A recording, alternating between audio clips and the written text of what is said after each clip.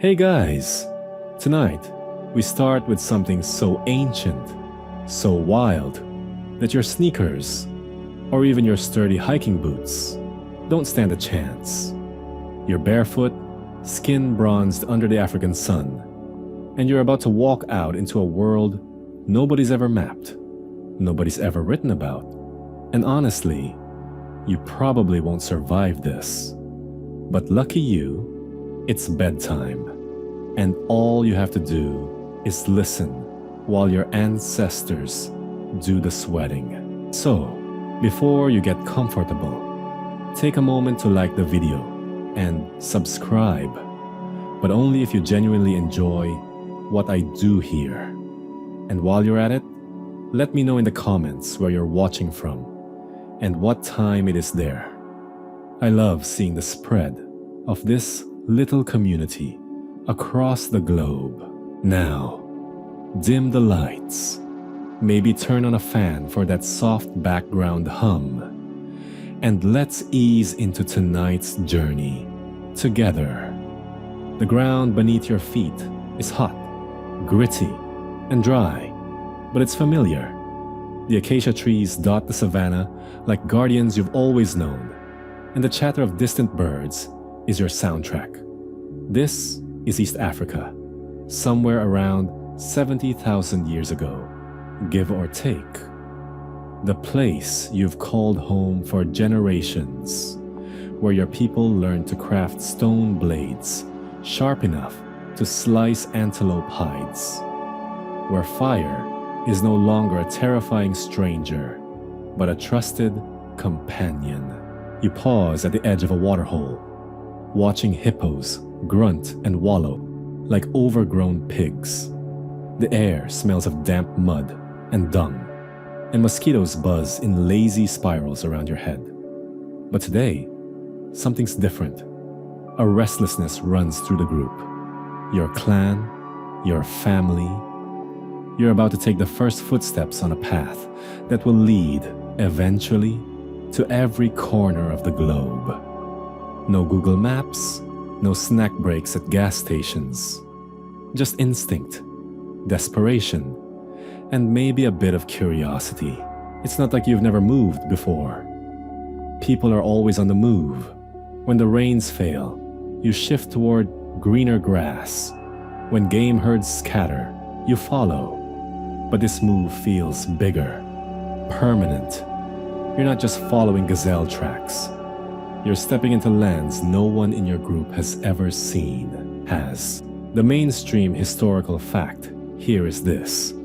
Genetic evidence suggests that all modern humans trace back to a common population in Africa, and a relatively small group, maybe just a few thousand individuals, left somewhere between 60,000 and 70,000 years ago.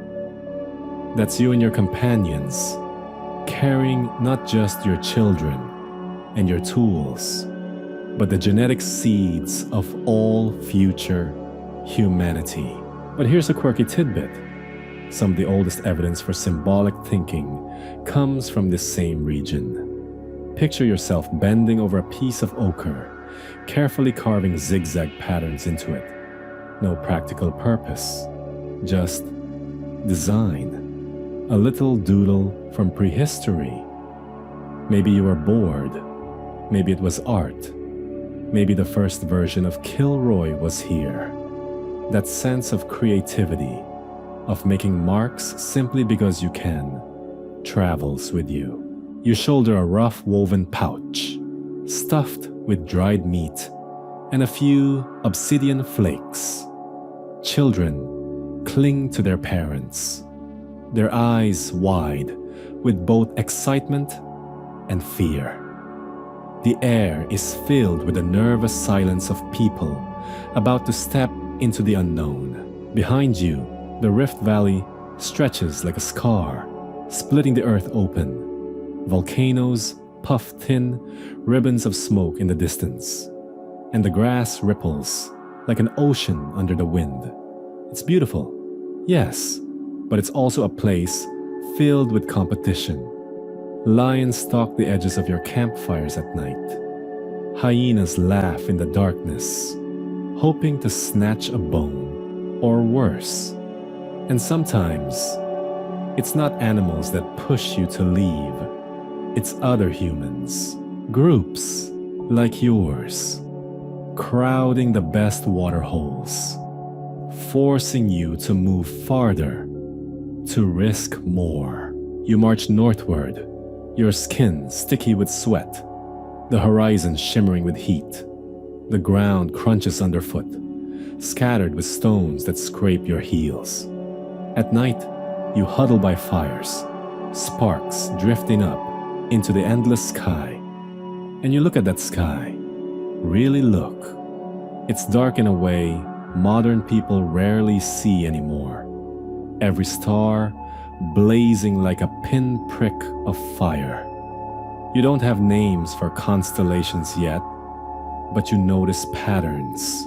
Maybe you even tell a story about them.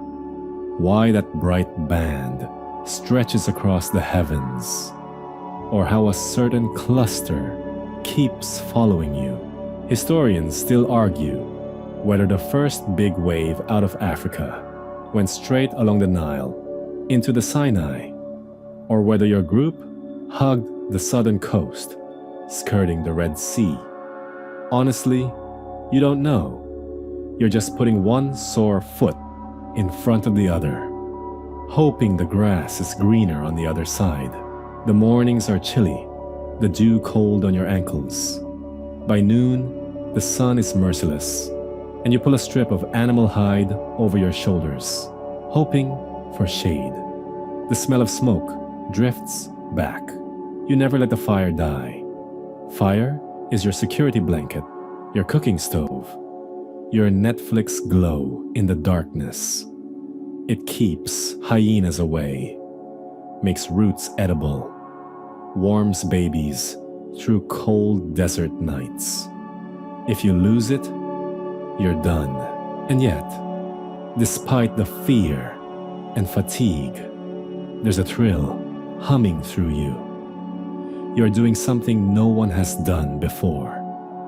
You're stretching the boundaries of human existence, carrying stories, songs, and scraps of memory into places they've never been. By the time your group reaches the edge of the Sahara, still a little green in this era, you realize there's no turning back. The familiar is shrinking behind you. Ahead lies danger, yes, but also possibility. One of the children picks up a rock shaped vaguely like a bird and refuses to put it down. Another insists that certain trees look like spirits with arms outstretched. Maybe they're onto something. Maybe these landscapes aren't empty. They're waiting to be filled with meaning, to become sacred. So you keep walking, the first footsteps out of Africa. Your muscles ache, your mouth is dry, and still you march. Because somewhere out there is water, game, safety, life. And you intend to find it. The sun hangs low as you step into a land that feels like it's playing a trick on you.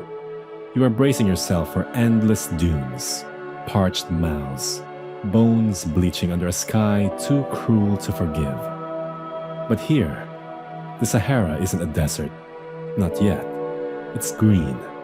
A wide expanse of rolling grasslands, thorny shrubs, and lakes so big they shimmer like seas.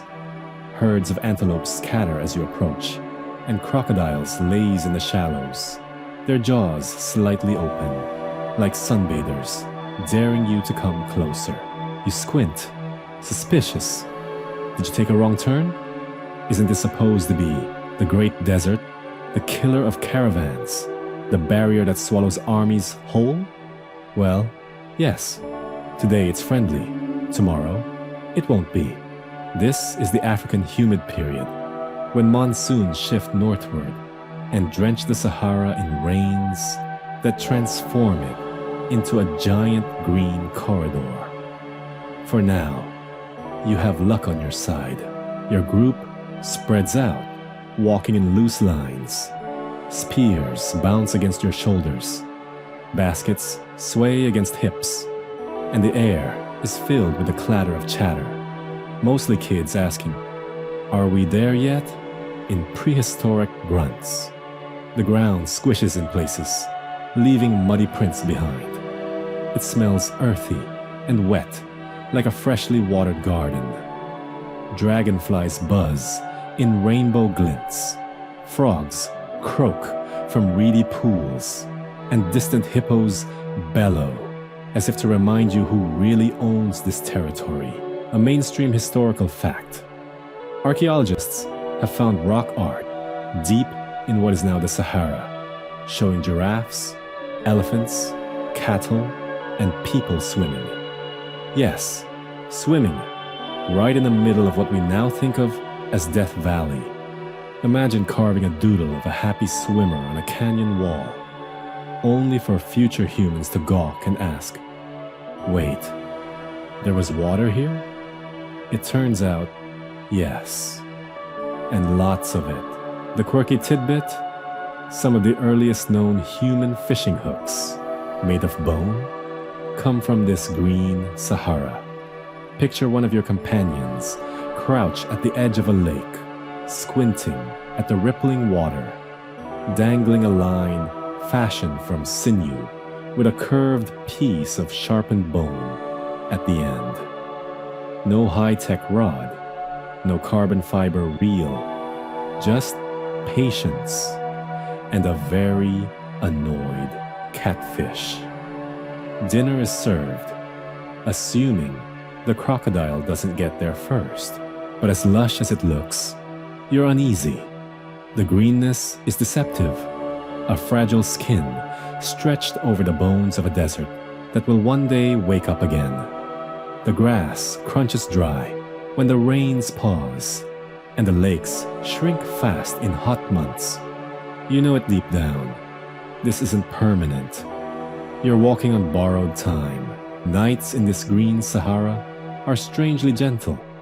You sit by a fire, listening to the chorus of insects and distant whoops of hyenas. The stars spread overhead, brighter than ever, mirrored in the water's surface. Smoke stings your eyes, but you don't move away. You lean in closer, because the fire is comfort. Around you, elders whisper stories about spirits that guard the lakes, about animals that can talk if you listen at the right time of night. Children curl up against their mothers. And dogs, yes, early domesticated dogs might already be padding along with you, perk their ears at every distant howl. Historians still argue whether people moved through this green corridor in short bursts, leapfrogging from one water source to the next, or whether whole clans lingered here for generations, turning the Sahara into a semi-permanent homeland before it dried. Maybe your group just keeps moving, restless, always chasing the edge of greener pastures. Or maybe you'd stay a season or two, gathering wild grains that crunch pleasantly between your teeth, roasting them on hot stones until they pop like primitive popcorn. By day, you hunt in teams, stalking herds of gazelle and even giraffes. Spears fly, laughter erupts, and the kill is shared. The meat roasts, the hides are scraped clean, the bones cracked for marrow. It's messy work, but it binds the group together. You are one organism, moving and eating and surviving in rhythm. The children, of course, turn everything into games. They chase each other with reeds, splash into puddles, mimic the calls of frogs, until adults shush them. One boy smears mud across his face, and declares himself a spirit of the swamp, demanding offerings of berries. You laugh, but secretly, you wonder if he's onto something. Maybe the line between play and religion is thinner than anyone realizes. The days stretch, and so does your journey. With every step northward, the horizon feels wider, the stakes higher. You're carrying more than stone blades and fire. You're carrying the human experiment itself. This fertile Sahara is like a cradle extended outward, giving you one last gentle push before the real hardships begin. You notice signs that other groups have passed this way. Charcoal from old fire pits, footprints hardened in clay, a broken spear, haft lying abandoned. You're not alone on this road. Other humans are out here, moving, searching, daring to leave Africa too. Will you meet them as friends, as rivals, or never at all? The thought lingers like a shadow on the bright grass. By the time you reach the northern edge of this green world, you've learned two things. Survival depends on movement, and landscapes are not eternal. What looks lush today can wither tomorrow. So you keep going, step by step, eyes forward.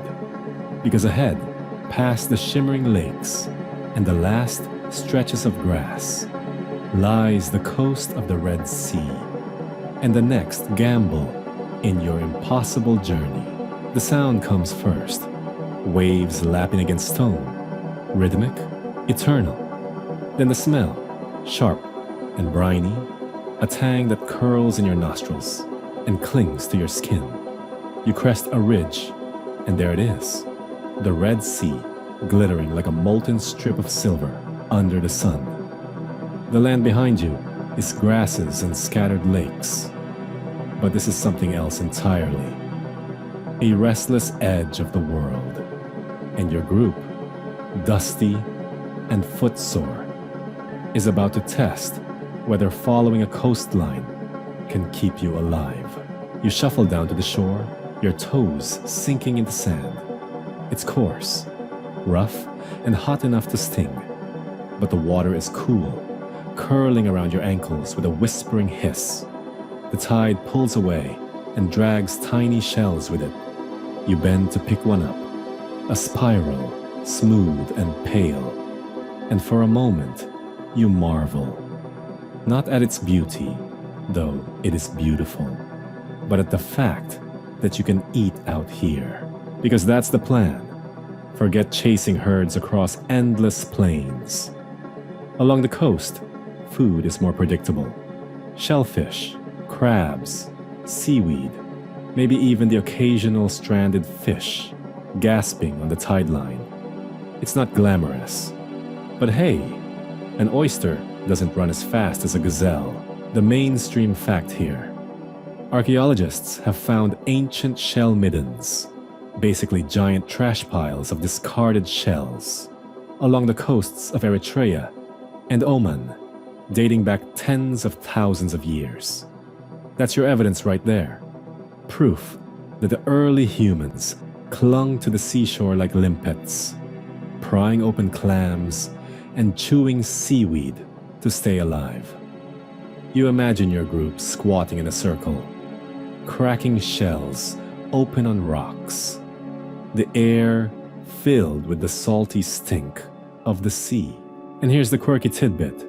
You're probably walking with sand stuck between your toes, but you also might be smearing stinky seaweed juice on your skin as bug repellent. Yep, mosquito spray, Pleistocene edition. Someone figured out that the oils from certain seaweeds keep the little bloodsuckers away. Your group may not smell great, but at least you're not scratching yourself raw at night. You follow the waterline, day after day, the rhythm of waves sinking with your footsteps. The sky shifts constantly, brilliant blue by noon, blazing orange at sunset, studded with stars so bright they cast shadows by night. Sometimes storms roll in, sudden and violent, sending lightning clawing across the horizon. When the rain pelts your skin, it's a relief, washing off the salt and sweat. Food becomes a little more diverse. Someone figures out that if you toss a net of woven reeds into the shallows and wait, wriggling silver fish end up tangled inside. Another time, you flip over rocks and find fat crabs waving claws in protest. Fire roasts them to a sweet, smoky meal. Shells turning brittle and black in the flames. And once, just once, you discover the bloated carcass of something enormous washed ashore. The smell is horrendous, but there's meat enough to feed the whole clan for days. Whale steak, prehistoric edition. Historians still argue whether this so-called coastal highway route was the main passage humans used to leave Africa. Did your ancestors hug the Red Sea, scraping a living from shellfish, then hop across the Bab el-Mandeb Strait into Arabia?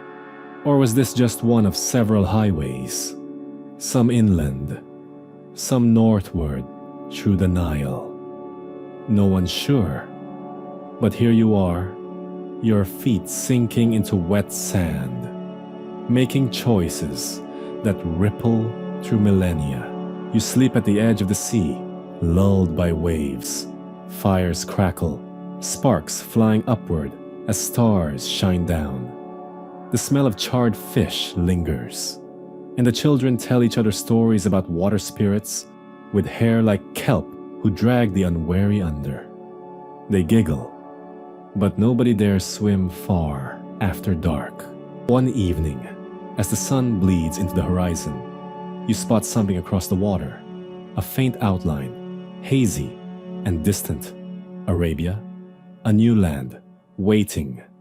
The elders argue. The water is treacherous, currents fierce. Maybe you can cross when the sea is lower, when tides shift. Or maybe you wait for someone bold or desperate enough to lash logs together, cling to inflated skins, and drift across. For now, you keep walking. Every shell you crack, every tide pool you poke, every sandy mile you trudge is part of a greater journey, though you don't know it. You're not just feeding your group tonight. You're sketching the very first coastal footprints of humanity's migration map. And as the moon rises and paints a silver path over the restless sea, you can't help but feel it. This edge, this shore, is not the end. It's only the beginning. Sand crunches under your heels, but the air is no longer tinged with sea spray. You've turned inland, away from the forgiving embrace of the coast, and ahead looms Arabia. Not the glittering cities or oil rigs of today, but a raw land of blistering heat, rocky plateaus, and dunes that stretch like frozen waves of gold. You've stepped into a desert's throat, and every breath tastes of dust. Your group squints against the sun. Scarves of animal hide are pulled tight around heads. Skin is already cracking at the lips, and you long for the days when rivers and lakes spread across the Sahara like a necklace of pearls. Here, you're lucky to find a trickle of water seeping from a shaded crevice. Still, Arabia isn't all death, not yet. Seasonal rains make scattered valleys bloom, and wadis, those dry riverbeds, occasionally surprise you with grass and shrubs. Goats graze here, wild and nimble, their hooves clattering against stone. Gazelles flick their tails, vanishing in the mirages before your spear even leaves your hand. It's a brutal game of chase, And sometimes you wonder if the land is laughing at you. A mainstream historical fact: fossils and tools discovered in southern Arabia, places like Jebel Faya, suggest that humans were here over 100,000 years ago. That's older than the main wave often talked about. So your footsteps aren't the first, but they might be part of a continuous ebb and flow of humanity, pressing forward when climates softened, retreating when the desert snapped back.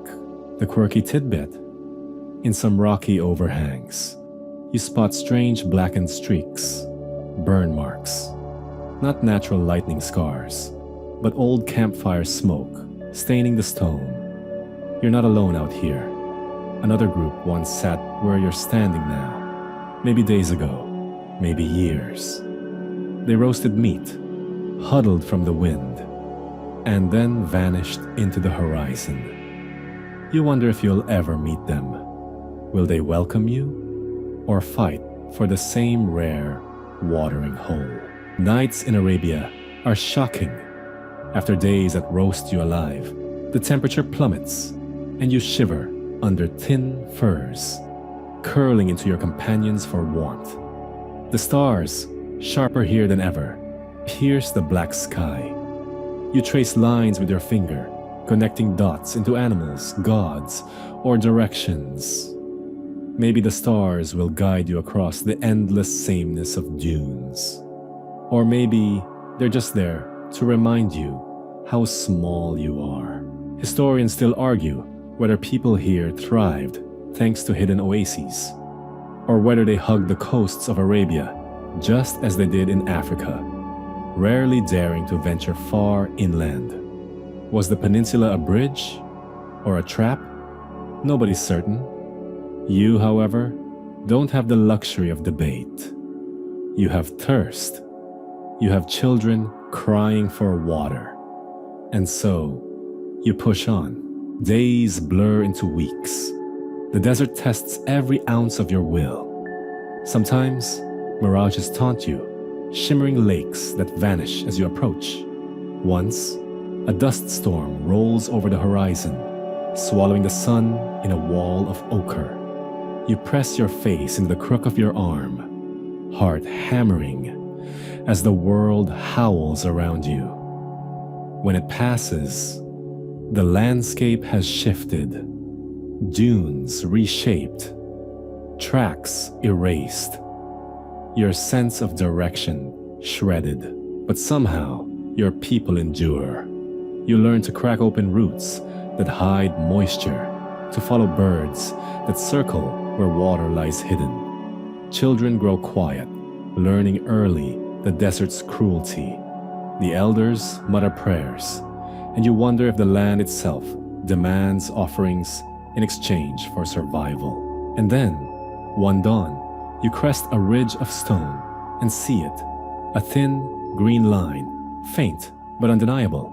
An oasis, palm trees swaying, their fronds glinting in the morning sun, a pool of clear water at their base, alive with dragonflies. Relief floods you so hard your knees nearly give. You stumble forward, every muscle trembling with anticipation, until the first splash of water on your lips feels like the sweetest gift the earth has ever given. You know this is temporary. Arabia won't let you stay forever. But for now, for tonight, you breathe easier. You've made it farther than most, carrying fire, tools, stories, and stubborn human hope across a land designed to break you. And tomorrow, you'll keep going. The desert isn't finished with you yet. The air changes as you push eastward, leaving the cracked ridges and brutal stillness of Arabia behind. You begin to hear it before you see it, the crash and hiss of waves that are not just a shoreline, but a restless boundary between continents. This is the Indian Ocean, broad, heaving, unpredictable. It stretches before you like a shimmering beast, its moods as changeable as the winds that rake across it. For the first time in weeks, the desert's silence gives way to something alive, something loud. You edge down toward the coast, and here the world surprises you. Mangroves sprawl in twisted green tangles, their roots like giant claws gripping mud. Birds shriek overhead, darting into the shadows, and mud skippers wriggle between tide pools, half fish, half frog, as though evolution hasn't quite made up its mind. The smell is thick, salt, rot, life decaying into new life. It's strange, unsettling, but also bursting with food. Crabs scuttle underfoot. Oysters cling to roots. And you discover that with enough patience, you can pry open shell after shell and never go to sleep hungry. Your people adapt fast. You weave reed baskets to scoop shrimp. You dig shallow traps where tides leave fish stranded. And at night, the rhythmic push and pull of the ocean becomes your lullaby, strange but steady, promising that the world is larger and more giving than the desert would ever admit. A mainstream historical fact, evidence from coastal sites in India and Sri Lanka, suggests humans were present here tens of thousands of years ago. Timing that matches the migration out of Africa and across southern Asia. They likely survived by clinging to these fertile coastlines, moving with the tides, exploiting shellfish and mangrove resources, just as you are now. But here's a quirky tidbit. In some of these mangrove zones, people may have used giant clamshells as makeshift bowls, or even to sharpen tools. Imagine scooping stew out of a clam the size of a dinner plate. Not exactly IKEA dinnerware. But hey, it works. You camp by the edge of the tide, firelight flickering against twisted roots. The smoke keeps mosquitoes at bay, while the stars burn faint through the damp air. The children chase fiddler crabs, laughing at their lopsided claws, until an elder scolds them. Those claws can pinch harder than they look. The air feels sticky, heavy, full of unseen life. And yet, it's a relief after the desert's suffocating dryness. And then you discover the monsoon. At first, it's just a shift in the wind, carrying a scent of distant rain. Then one evening, without warning, the sky splits open. Sheets of water hammer the ground, drumming against your shoulders, your head, the earth itself. Fire sputters, mud churns beneath your toes, and the world becomes a curtain of water. You're soaked to the bone, but it's not death, it's life. For days, the land drinks greedily, streams swell, everything greens. When the storm finally passes, the mangroves are richer, the rivers fat with fish. Historians still argue whether the monsoon made coastal living sustainable long-term, or whether it was too violent, forcing groups to retreat inland. Maybe your people linger through one stormy season, thriving off its bounty, then move on before the next wall of rain drowns your camp. As weeks pass, you edge farther east, tracing the coastline like a lifeline. Each bend offers something new. Rocky coves where sea turtles crawl ashore, tidal flats littered with starfish, even little islands rising just out of reach, teasing you from across shallow waters. You wonder, could you cross? lash logs together, drift to those islands. It feels absurd, terrifying, but also tempting, because every horizon whispers the same thing. There is more out there. One evening, while roasting crabs over embers, a boy points upward. The sky is cloudless, and the stars seem sharper than ever, clustered into patterns that feel almost purposeful. He traces one with his finger, mimicking how the waves push and pull. Could the stars be maps? Could the ocean, terrifying as it is, be something you could learn to read? You fall asleep with the sea whispering at your ear, lulled by its rhythm. Tomorrow, you'll move again, dragging your fire, your children, your hopes along this watery edge. The Indian Ocean doesn't care if you succeed or fail. It will keep rolling either way.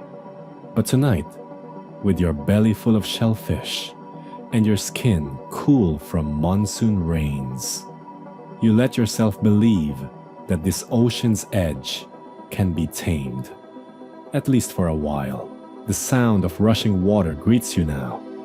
Not the salty roar of surf, but the steady, rolling murmur of rivers fat with life.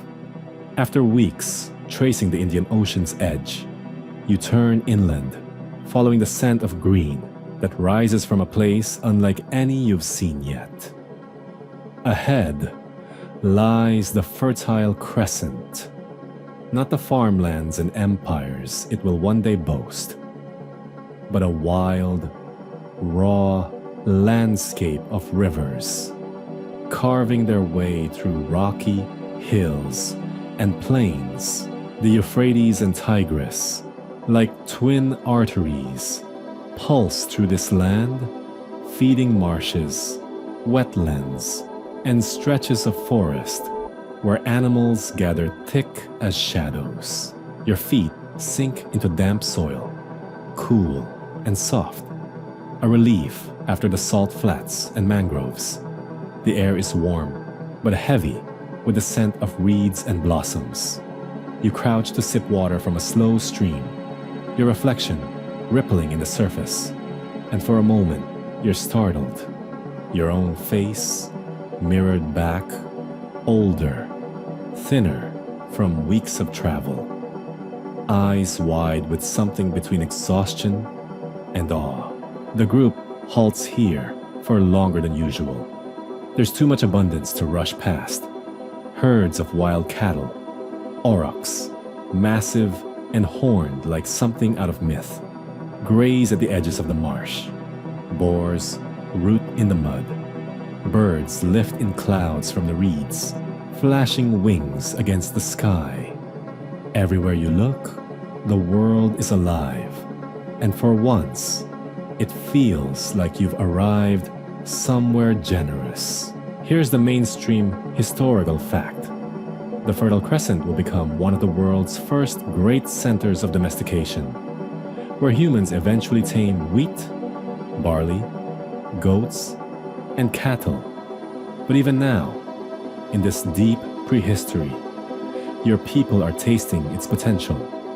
You collect wild grains, rubbing them in your palms until the kernels fall free, then roasting them on hot stones. The crunch is satisfying, the taste nutty and strange. The children chew and laugh. It's food that doesn't run away. The quirky tidbit: evidence suggests that people here may have started brewing with those same wild grains far earlier than farming itself. That's right, beer before bread. Imagine stumbling upon a clay-lined pit where water, wild yeast, and grain have fermented by accident. The taste is odd, sour, fizzy, but it makes the elders laugh louder than usual, makes stories flow easier. Maybe, just maybe, your people are the first to get tipsy under the stars. You settle by the riverside, and for the first time, you feel the pull of permanence. The soil is soft enough to dig storage pits. The rivers give you water without moving camp daily. The trees offer shade from the burning sun. The idea forms, fragile but persistent. Maybe you don't have to wander forever. Maybe home could be a place, not just a fire you carry. Still, dangers remind you not to get too comfortable. At night, you hear the roar of lions echo across the floodplain, their voices rolling like thunder. Once, while gathering reeds, you stumble across paw prints the size of your hands, pressed deep in the mud. The air prickles with the certainty that you're being watched. Spears are sharpened, fires kept high. And even then, sleep comes only in shallow snatches. Historians still argue whether the earliest groups here were truly permanent settlers or just seasonal visitors, returning again and again when the rivers swelled with bounty. Was this the cradle of farming, or just one of many fertile way stations on humanity's restless march? You don't know. You just know that the rivers tempt you, whispering of roots, of stillness, of a life that doesn't depend on weary feet. Children weave reeds into mats. Adults strip bark for cordage, and someone carves a symbol into a flat stone, just a spiral, meaningless or meaningful depending on who looks. You begin to leave traces here, small fingerprints of presence that will outlast the footprints washed away by rain. But the journey is not over. Beyond the Fertile Crescent lies colder lands, harsher winters, strange cousins you haven't met yet. And though the rivers tempt you, you know that migration isn't just a choice. It's survival. Tomorrow, maybe, you'll rise again, sling your baskets, and push forward.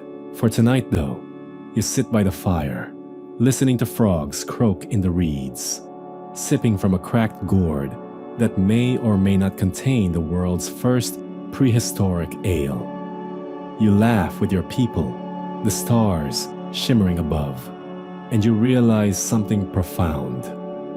Here, in this crescent of rivers, the idea of home has been born.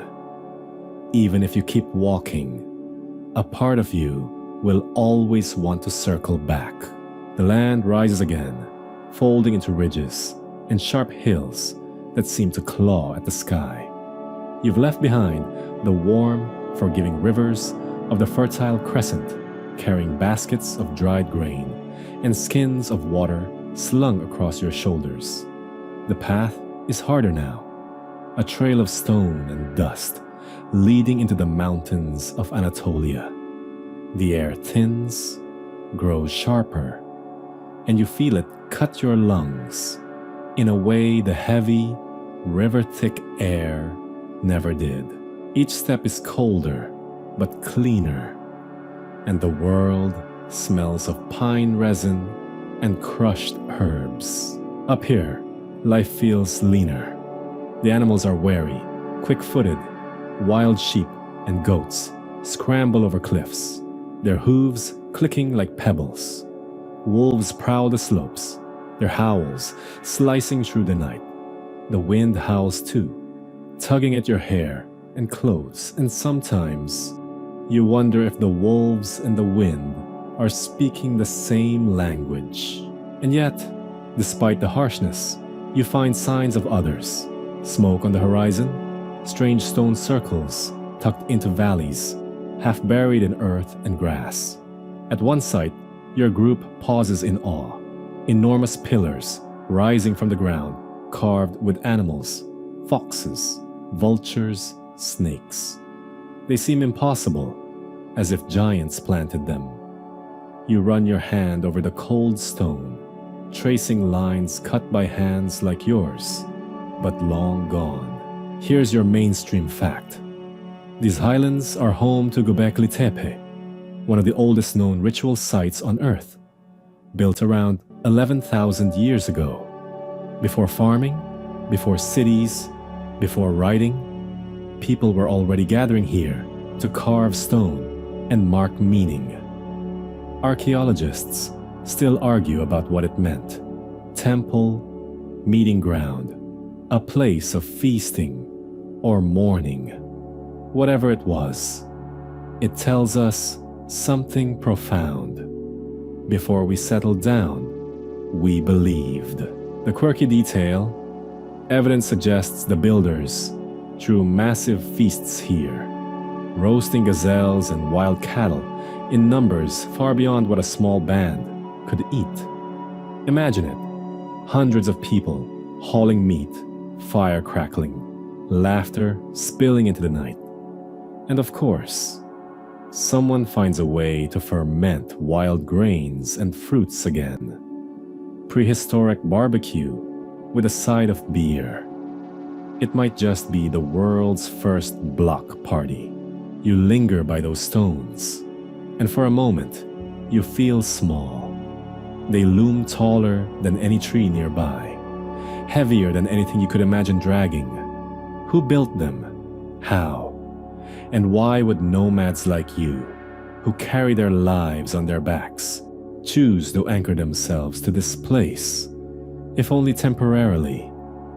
The stones are silent, but they press their weight into you, whispering of stories that outlast flesh. Scholars today still debate, did religion drive farming, or did farming drive religion? Did people gather here to worship and only later learn to plant and herd so they could stay longer? Or did abundance come first, giving them the leisure to dream up gods? Standing here, hand on the stone, you don't know the answer, but you feel deeply that this place matters in ways you can't explain. Nights in the mountains are bone-deep cold. You huddle by fires, wrapped in hides, staring at the carved animals on those pillars. The vulture in particular makes your stomach twist. It stares back at you, wings outstretched, as if waiting. Some in your group whisper that it's a messenger between worlds, carrying the souls of the dead skyward. You pull your cloak tighter, suddenly aware of how fragile life feels in this thin air. And yet, morning comes, golden light spilling over ridges. Children chase mountain hares through the grass. Someone laughs as a goat steals a bundle of reeds from your pack. Life continues, even under the shadow of mystery.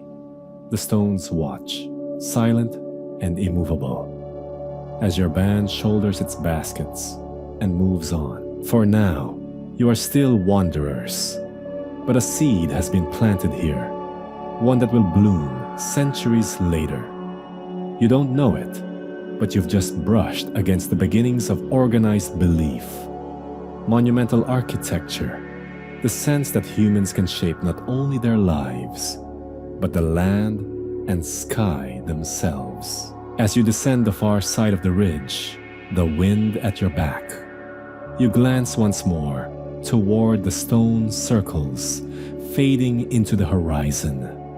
A thought stirs inside you, heavy as the stone, fragile as the breath in your chest. We were here, and we mattered, down from the ridges, down from the cold air and the carved pillars that gnawed at your dreams. You follow rivers west. The mountains soften into wide valleys, their slopes running like green cloth down to fertile lowlands. And here, something new begins. The land seems to offer more than it should. Thick grasses waving in the wind, rivers rich with fish, herds of aurochs and deer moving through forests of oak and hazel.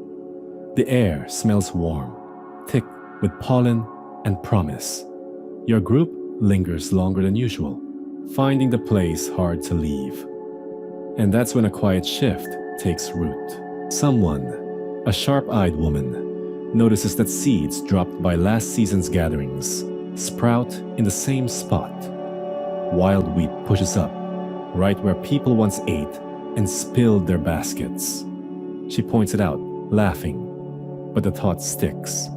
If the plants return here, year after year, what if they could be coaxed, nurtured, multiplied?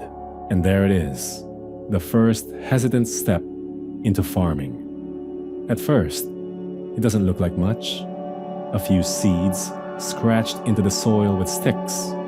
A small patch fenced off with branches to keep deer out. But soon, it feels different. You're not just taking what the land gives, you're shaping it. Mainstream fact. This is the Neolithic Revolution, the moment humanity began to domesticate plants and animals. It spread slowly, like embers catching dry grass, across Anatolia, the Levant, and beyond. People didn't flip a switch from hunting to farming. It was centuries of blending both. But in these valleys, you feel the tug toward permanence. And the quirky detail, early farmers didn't start with soft, juicy fruits or tender greens. They wrestled with wild wheat and barley, grains so tough they could crack teeth. Grinding stones appear in your camp, heavy slabs used to crush seeds into flour. The result? Bread. But hard, flat, gritty bread that left prehistoric dentists shaking their heads. Your teeth ache just thinking about it. The world's first dental crisis, born from a love of carbs. The change doesn't end with plants. Animals follow. The wild goats that once scattered at your scent, some are trapped, tied, fed scraps. Their kids grow up less fearful, more docile. Sheep too, their wool coarse at first, but warm when spun. Pigs root near the edges of camp, eating refuse, squealing as if they've always belonged. And then there are the dogs, already companions, now partners, in guarding flocks and guiding hunts. You watch as the rhythm of life bends. Instead of waking each day to chase game or forage, you wake to water seedlings, to check pens, to grind grain. It feels steadier, yes, but also heavier. The land is no longer just a stage you cross. It is a responsibility. Of course, not everyone agrees. Some mutter that farming ties you down, makes you weak, robs you of freedom. And they're not wrong. Farming means blisters, sore backs, vulnerability to drought or pests. But the lure of food you don't have to chase is strong. Children eat more regularly, and fewer starve. That's enough to tilt the balance. Scholarly debate lingers. Was farming a revolution, a sudden spark, or a slow entanglement over millennia? Some argue it wasn't progress at all, but a trap, locking humanity into labor and hierarchy. Standing in the fields, seed dust clinging to your skin, you can almost see both futures, the abundance and the burden. Nights in this valley are different too. Fires burn closer together, forming a ring of light. People stay up late, grinding grain, baking, sharing stories. The old tales of endless wandering still slip into conversation, but they feel like dreams of another life. The children don't even remember the endless marches through dust and snow. They chase each other between rows of sprouting plants, laughing, their footprints pressed into the earth, their parents now claim as their own. And yet, you sense danger in this stillness. The crops may fail. Predators may stalk the pens. Even other humans, wandering bands not yet tied to fields. might look with hungry eyes at your growing stores of grain. The seeds you plant feed your belly, but they also plant envy in others. Morning comes with dew sparkling on wheat stalks. You kneel, run your hands over the green shoots, and feel the weight of choice. This soil ties you, even if you don't yet know it. The world is shifting beneath your bare feet, one furrow at a time. For the first time, you are more than a hunter, more than a gatherer. You are a settler, a shaper, a cultivator. The earth itself bends to your hands, and in return, demands your life.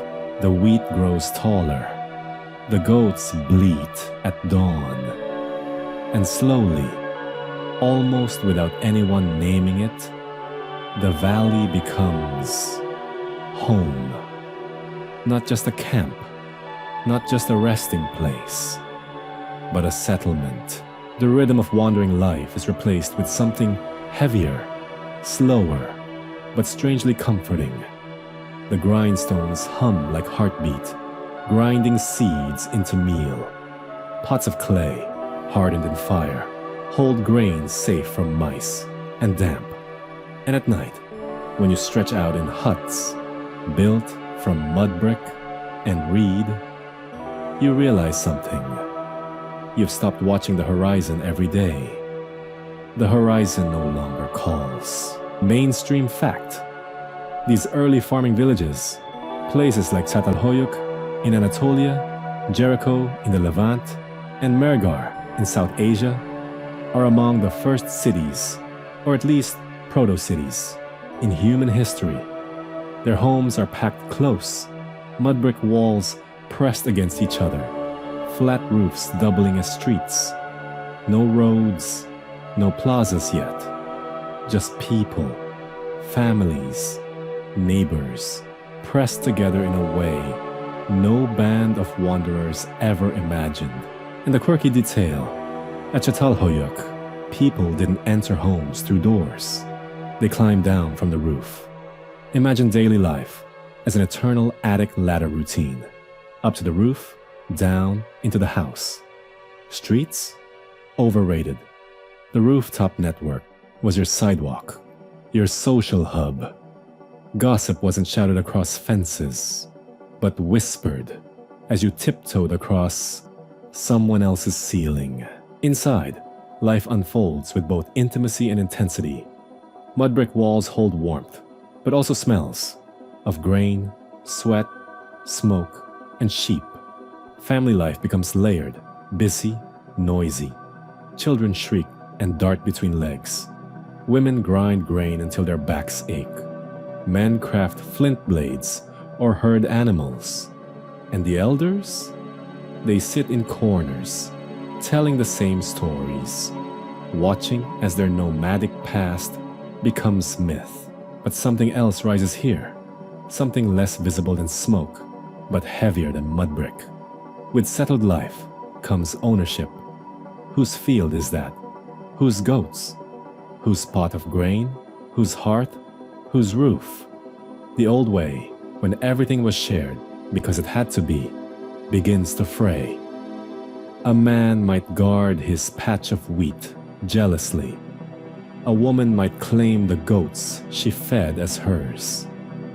Slowly, lines are drawn, not on the land, but in people's minds. At night, you notice another change. Burials. The dead are no longer left to the wild, nor carried far into the hills. At Çatalhöyük, they are tucked under the floors of houses, wrapped, sometimes painted, sometimes buried with tools or beads. The house becomes a tomb, a link between living and dead. Imagine sleeping on a floor, knowing your grandmother rests beneath the clay. Comforting? Creepy? Both. Scholarly debate hums here. Were these villages truly egalitarian? Or did inequality already creep in? Some archaeologists argue Everyone lived in similar-sized houses, shared duties, kept wealth modestly equal. Others note prestige goods, special burials, decorated shrines that hint at hierarchy already budding. The seeds of kings and priests may be sprouting in this soil, though no one yet wears a crown. And then there's belief. The walls speak of it, paintings of bulls, leopards, women with wide hips and heavy breasts. Fertility, life, death, and rebirth ripple through the art. Clay figurines, some small enough to fit in your palm, are shaped and reshaped, pressed into shrines. Were they gods? Ancestors? Spirits of the field? No one can say, but they show a mind reaching beyond survival into meaning. The quirky, eerie detail. At some sites, skulls are removed from bodies, plastered over with clay, and painted to resemble living faces.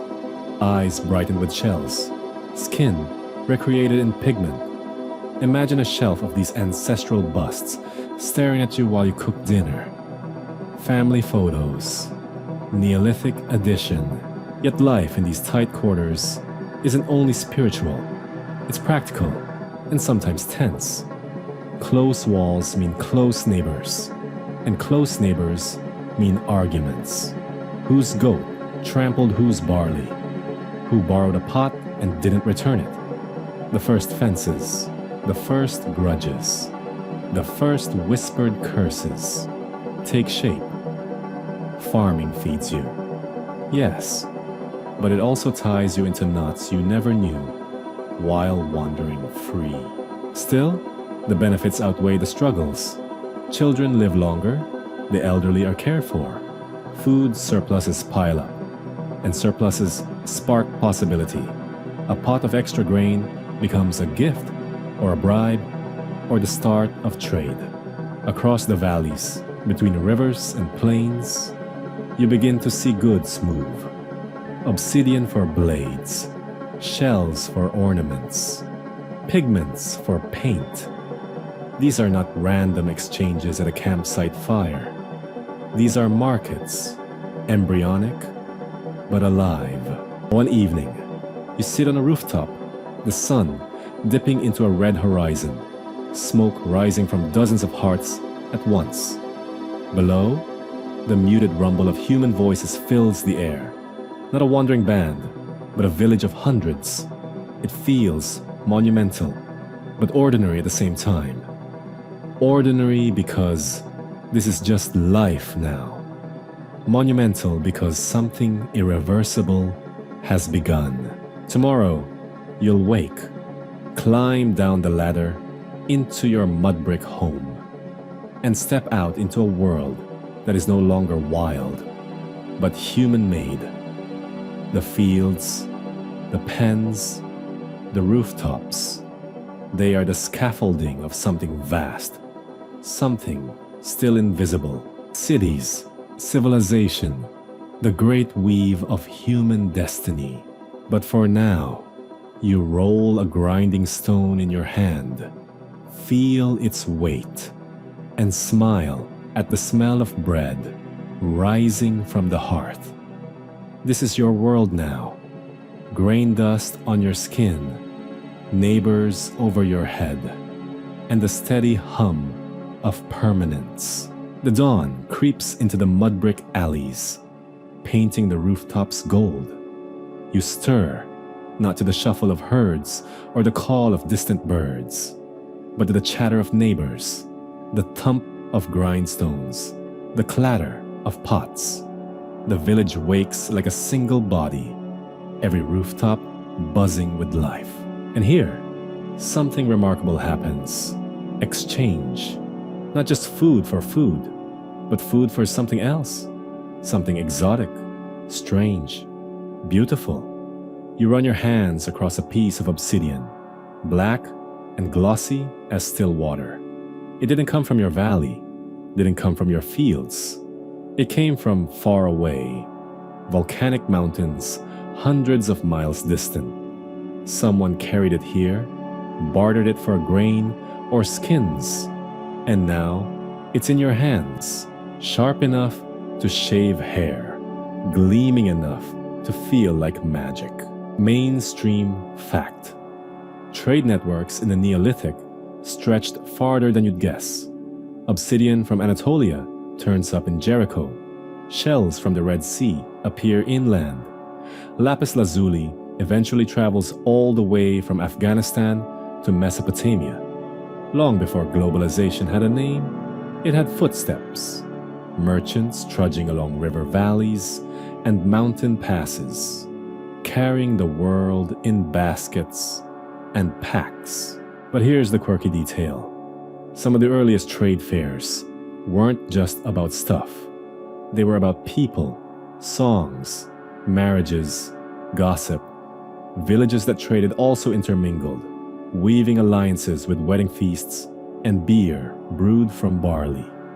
Imagine, you head out with a basket of grain and return not only with a new flint knife, but also with a cousin's cousin as your spouse and a catchy tune stuck in your head from some stranger's flute. These meetings mattered. In the old nomadic days, your band might bump into others once in a while. But now, settled life makes gatherings occasional, deliberate, even sacred. Markets aren't only about survival. They are about identity, about widening the circle of us. And slowly, difference begins to sparkle. That village carves strange patterns into its pots. This one dyes cloth in ways you've never seen. Over there, they raise cattle, while here, you raise goats. Culture begins to diverge, not as accident, but as pride. The first hints of "we do it this way" echo in every decorated jar and every painted wall. Now, debate. Scholars argue, were these exchanges purely practical, or did they mark the rise of social hierarchy? Some insist trade was egalitarian, families bartering surpluses, each person free to swap what they had. Others see the shadow of elites. Someone must have organized caravans, guarded goods, demanded tribute. Is the merchant just another villager, or already a chieftain in the making? The jury is still out, but the seeds of inequality glimmer in the trade routes. Picture yourself walking among stalls, or really, blankets laid on dirt, hearing a babel of languages, watching hands point, weigh, shake in agreement.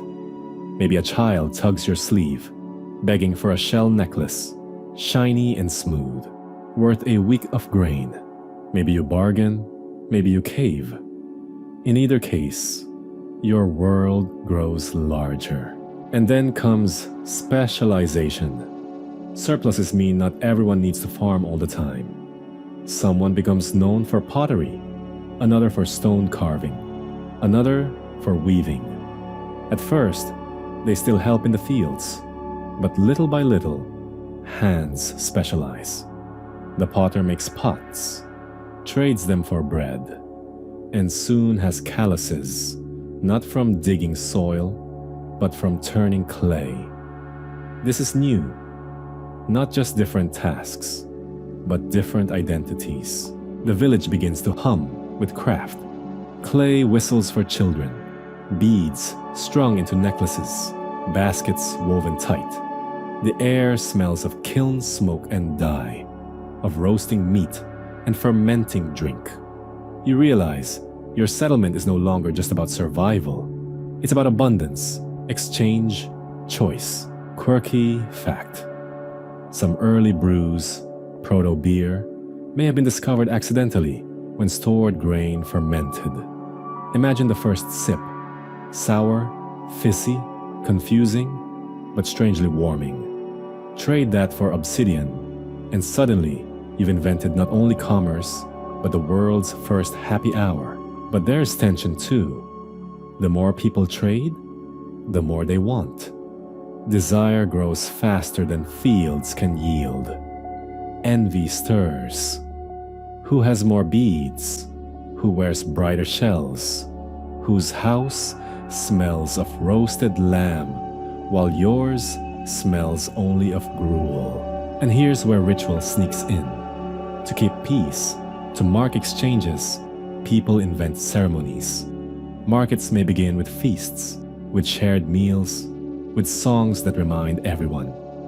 Yes, I want what you have, but we are still one community. The balance is fragile, but it holds for now. One night, you sit again on your rooftop, fingering the cool edges of an obsidian blade, watching firelight flicker across the clustered homes. Smoke curls into the stars, and you realize those stars are the only thing that hasn't changed. Everything below them, your village, your life, is new. Tomorrow, you'll walk to a market, trade grain for a pot, laugh at a stranger's joke, and bring home something your ancestors never dreamed of. Choice. And choice, though small now, is a dangerous, beautiful seed. The river winds like a silver thread through the fields, and you follow it, barefoot in the morning dust. But today, it isn't about fields or markets. Today, something bigger is stirring. Power. Not the raw, personal kind of strength you once admired in hunters or warriors. This is different. Authority, the weight of voices, the sway of many over few. Your village has grown. Too many huts to know every face. Too many jars of grain to count with one hand. Too many disputes to settle with a shrug. Someone must decide when to plant, when to harvest, how to divide the water, who guards the fields, who guards the walls. And someone does, or rather, a few do. Here's the mainstream fact. With surplus and settlement came hierarchy. Leaders emerged, elders, chiefs, priests. Call them what you like. Their job was to keep order, to organize irrigation ditches, to judge quarrels, to decide how resources were shared. But order, as you soon see, comes with a price. Obedience. You sit by the well, watching two farmers argue about whose goats trampled whose barley. In the old days, fists or sticks would have settled it. Now, they appeal to an elder who sits on a mat, staff across his knees, face grave as stone. He listens, nods, and delivers judgment. The barley owner gets compensation, the goat owner gets a warning. No blood, no broken bones, just a voice heavier than both men's. And people obey. Why? Maybe because they trust him. Maybe because they fear him. Maybe because, in a world this big, no one wants chaos. Quirky detail? Some of the earliest leaders probably weren't warriors at all, but skilled organizers. People who knew when to dig a canal, how to predict floods, or which rituals pleased the gods. In short, the first politicians were part engineers, part weather forecasters, part therapists. Imagine electing your town leader, not because he could wrestle a bull, but because he knew when the river would rise. But here's the scholarly debate. Did these early hierarchies form naturally, or were they imposed? Some argue people willingly surrendered autonomy for security. Better to obey a chief than lose your crop in a flood. Others insist coercion crept in early, with a few ambitious souls muscling their way into power, using threats or alliances to bend others. Was leadership an act of consent or the first shadow of tyranny? You see signs of both. On feast days, the leader distributes roasted meat, pours barley beer, blesses the crowd. People cheer, laugh, dance. On darker days, you hear mutters about unfair shares, about families close to the chief, who always seem to get more water, more grain, better land. Power is never neutral. It tilts. And then comes the symbol. Leaders don't just speak, they wear power. A carved staff, a feathered headdress, a necklace of polished shell. Something visible, something that says, this person is not like you. This person decides. It's dazzling, but also unsettling. You realize the same necklace that awes you also binds you. Now, the air grows thicker with ritual. Decisions aren't just made, they're sanctified. A priest sprinkles water, chants to the sky, declares the gods approve. Authority now wears two faces, human and divine. To disobey the chief is to disobey the heavens. Clever, isn't it? Quirky fact. Some early rulers may have claimed direct conversations with gods. Dreams, visions, omens. Whether real or staged, who could argue? If the rains came after the ritual, proof. If they didn't, well, maybe the people hadn't obeyed hard enough. And this is where your world changes forever. The village is no longer a circle of equals. It is a pyramid, narrow at the top, wide at the bottom. You feel it in the way your neighbor bows slightly when speaking to the elder.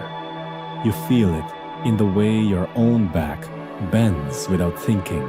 At night, on your rooftop, you chew flatbread and watch the torchlight flicker in the leader's house. Bigger than yours? Brighter than yours. For the first time, you wonder, why them? Why not me? And in that thought lies both ambition and resentment, the twin children of hierarchy. But here's the paradox. Without leaders, the canals might dry, the harvest might fail, the people might scatter. With leaders, your world thrives, but it also shackles.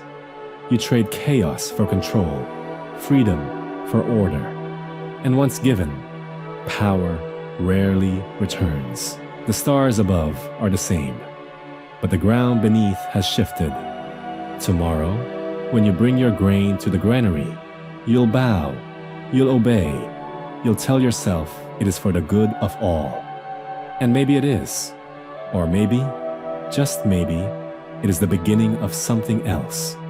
The first whispers of kings. The rains come late this year. Not too late to kill the crop, but late enough that everyone whispers. You hear mutters in the market, prayers in the fields, and more than once, a nervous glance toward the sky, as if someone might scold the clouds into action. But here's what's different now. Nobody blames chance anymore. Nobody shrugs and says, that's just the river. No, now there are rituals, chants, sacrifices. Now there is someone robed, perfumed, and terrifying, who tells you why the rains delay and what to do about it. Religion has always flickered around you like smoke, but this is different. What was once scattered, the old tales, the fire circle songs, the charms tied to doors, now gathers into something sharper, larger. Organized religion, mainstream fact. Around this stage in human history, belief stopped being just private or family-based. It became collective, structured. Priests built temples, not just shrines. Ceremonies weren't random. They followed calendars, festivals, holy days. Worship became a system, and with it came authority as heavy as any chief's staff. You see it in stone. The villagers carve and pile rocks into a platform. bigger than any hut, taller than any wall. It's not for sleeping, not for storage, it's for gods. A place that says, here is where heaven meets earth. You carry bricks, sweating under the sun. And though your back aches, part of you feels it's worth it. Because maybe, just maybe, the gods will notice. Quirky detail? Some of the earliest temples were decorated not just with sacred symbols, but with real-life receipts. Yes, priests often doubled as accountants, keeping track of who gave what offerings, which family owed which ritual debt. Imagine bowing your head in prayer, only to have the priest say, by the way, you still owe 3 goats and a basket of onions from last harvest. And here's the scholarly debate. Did religion create power, or did power harness religion? Some argue faith was genuine. Leaders and people alike believed the gods demanded rituals. Others say it was strategy. Priests and chiefs realized divine approval was the best way to secure obedience. After all, who argues with a god? You witness it firsthand. A drought threatens. The priest declares the river goddess angry. A procession follows. Incense, drums, chanting. Then comes the offering. A young goat, its bleat, cut short at the altar. Blood steaming in the dust. Children watch wide-eyed. You can't look away. And when, days later, the rains return, everyone nods. Proof. Who dares doubt now? But the cost grows. Every year, the rituals demand more. Grain, animals, labor, even time. You spend hours weaving cloth, not for your children, but for the temple. You hear whispers that some villages offer not goats, but people, lives given to keep the world turning. You don't want to believe it, but part of you wonders if that's where all this is heading. At night, you dream of gods, sometimes kind, sometimes cruel, always watching. You wake with the sense that your life isn't entirely your own anymore. It belongs to them, or rather, to the ones who claim to speak for them. Symbols multiply. The priest wears a headdress taller than his face, gold discs flashing in the firelight. Sacred signs mark clay tablets. The temple walls gleam with paint, spirals, and animals that seem to breathe in the torchlight. You realize something subtle but enormous. Belief shapes reality. The temple isn't just stone. It's power, carved into place. Quirky fact. Some ancient temples doubled as breweries. Worshippers would come, offer grain, and the priests would transform it into thick beer for festivals. Imagine, you attend a solemn ceremony, chant to the gods, and then everyone downs mugs of barley brew. Sacred intoxication, neatly scheduled. And so your world tilts again. Authority is no longer just muscle or judgment, it's divine. The chief rules with a staff, the priest with a story. Together, they are unstoppable. When they say the gods demand canals, you dig. When they say the gods want feasts, you cook. When they say the gods bless your obedience, you bow. Yet, in the quiet of dawn, you wonder. Maybe the gods are real. Maybe they aren't. Maybe it doesn't matter. Because what you see, carved in stone and smoke, is that belief itself has power. The kind that bends hundreds of backs, thousands of hands. You lie awake one night on your rooftop mat, stars blazing overhead. Your grandmother once told you stories about spirits that lived in trees, in streams, in wind. They were close, personal, even mischievous. But now the gods feel distant, higher, vast. You miss the old closeness, even as you feel awe for the new. The temple rises higher each year. Its shadow falls across the fields at sunset, long and heavy. You tell yourself it is protection. You tell yourself it is order. But a voice inside whispers, it is control. And yet, you kneel. Because in this world of floods, famine, and fear, kneeling feels safer than standing alone. The temple looms, and life bends toward it. But now, a new force creeps in. Trade. Not the little barter of your grandmother's days. Fish for fruit, hide for pot. No, this is different. Bigger, wider. The world begins to stretch, and you stretch with it. It starts small. You carry a jar of grain to the market, and in return, you get a lump of salt. Salt, white, precious, stinging on your tongue. It feels like magic, a rock that makes stew taste alive. Where did it come from? Someone mutters, from the mountains, a week's journey west. You blink. West? That far?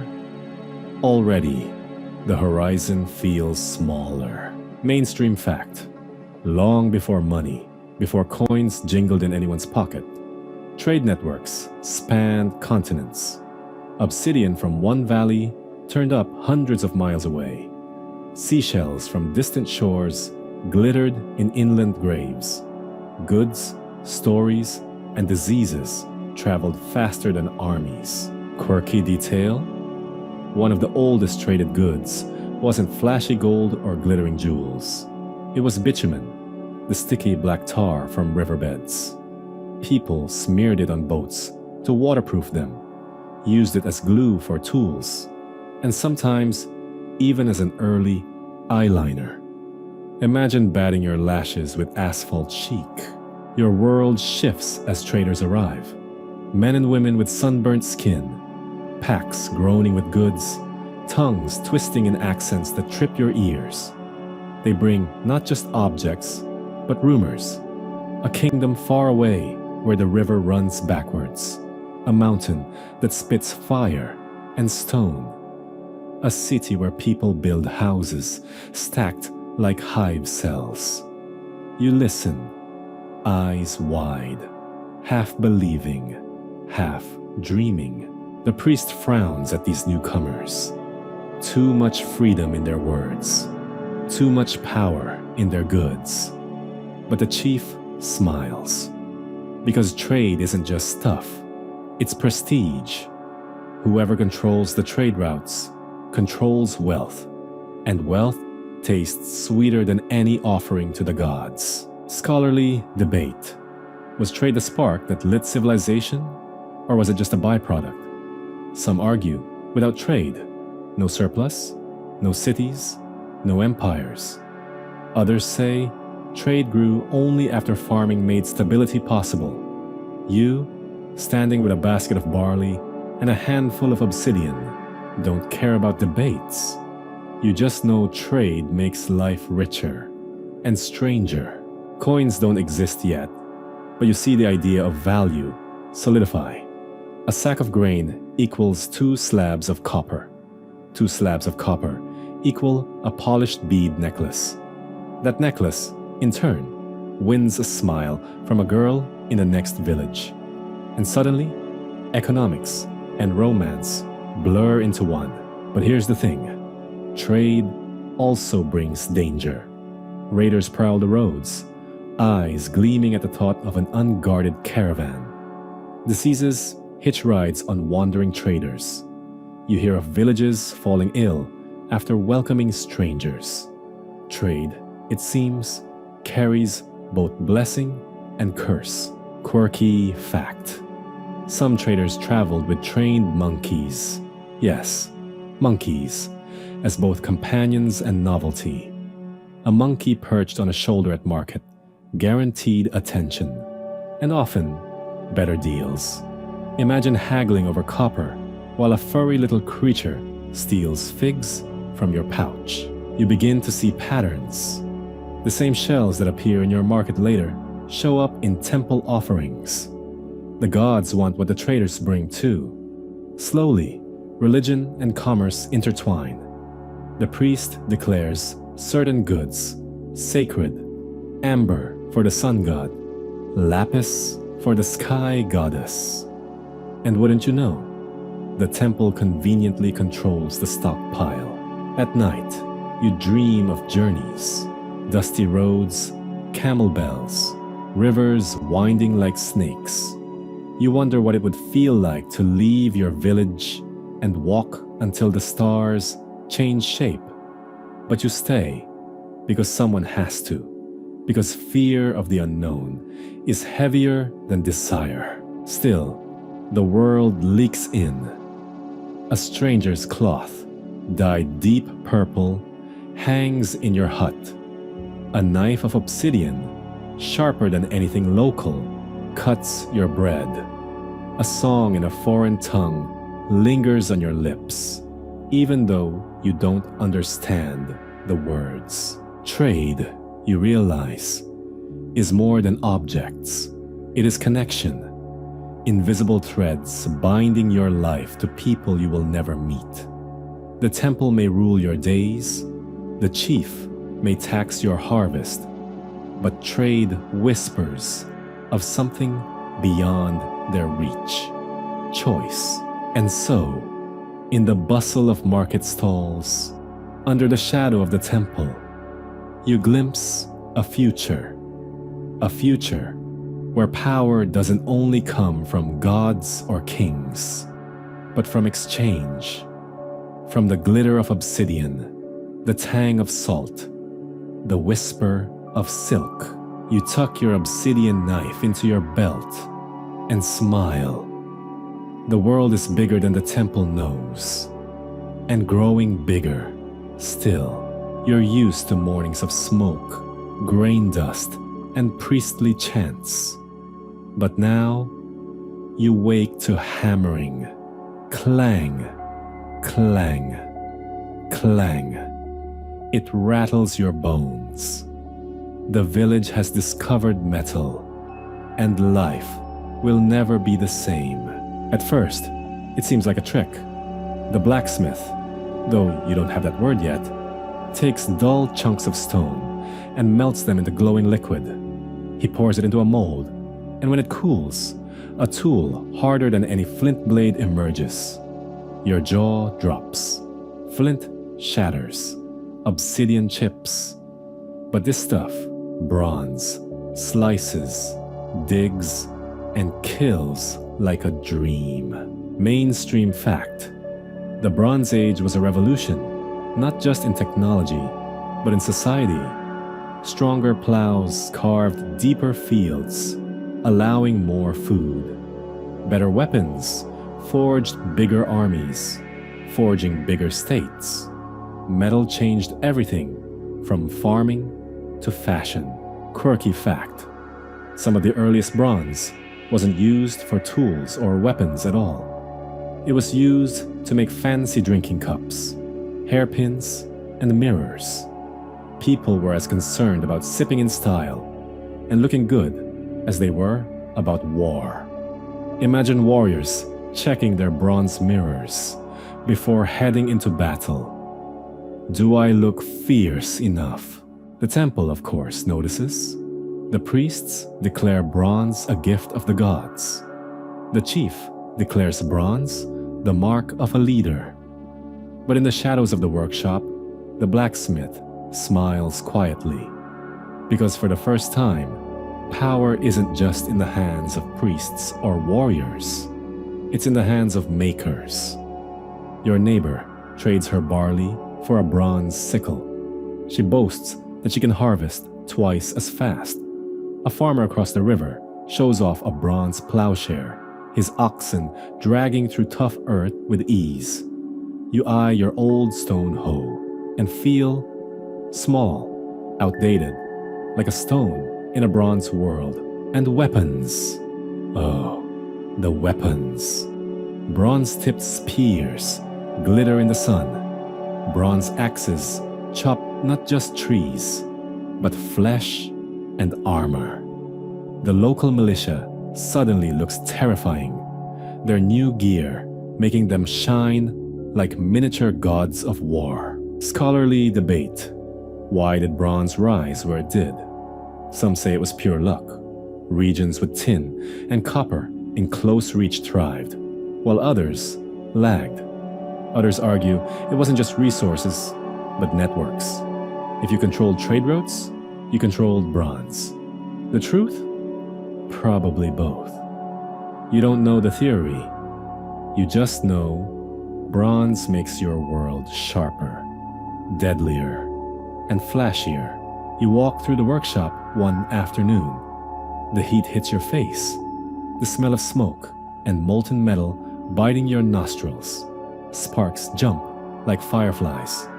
The smith lifts a glowing ingot with tongs, his arms shaking but proud. Children watch wide-eyed, the same way they once watched priests in temples. There's awe here too, but not divine awe, human awe.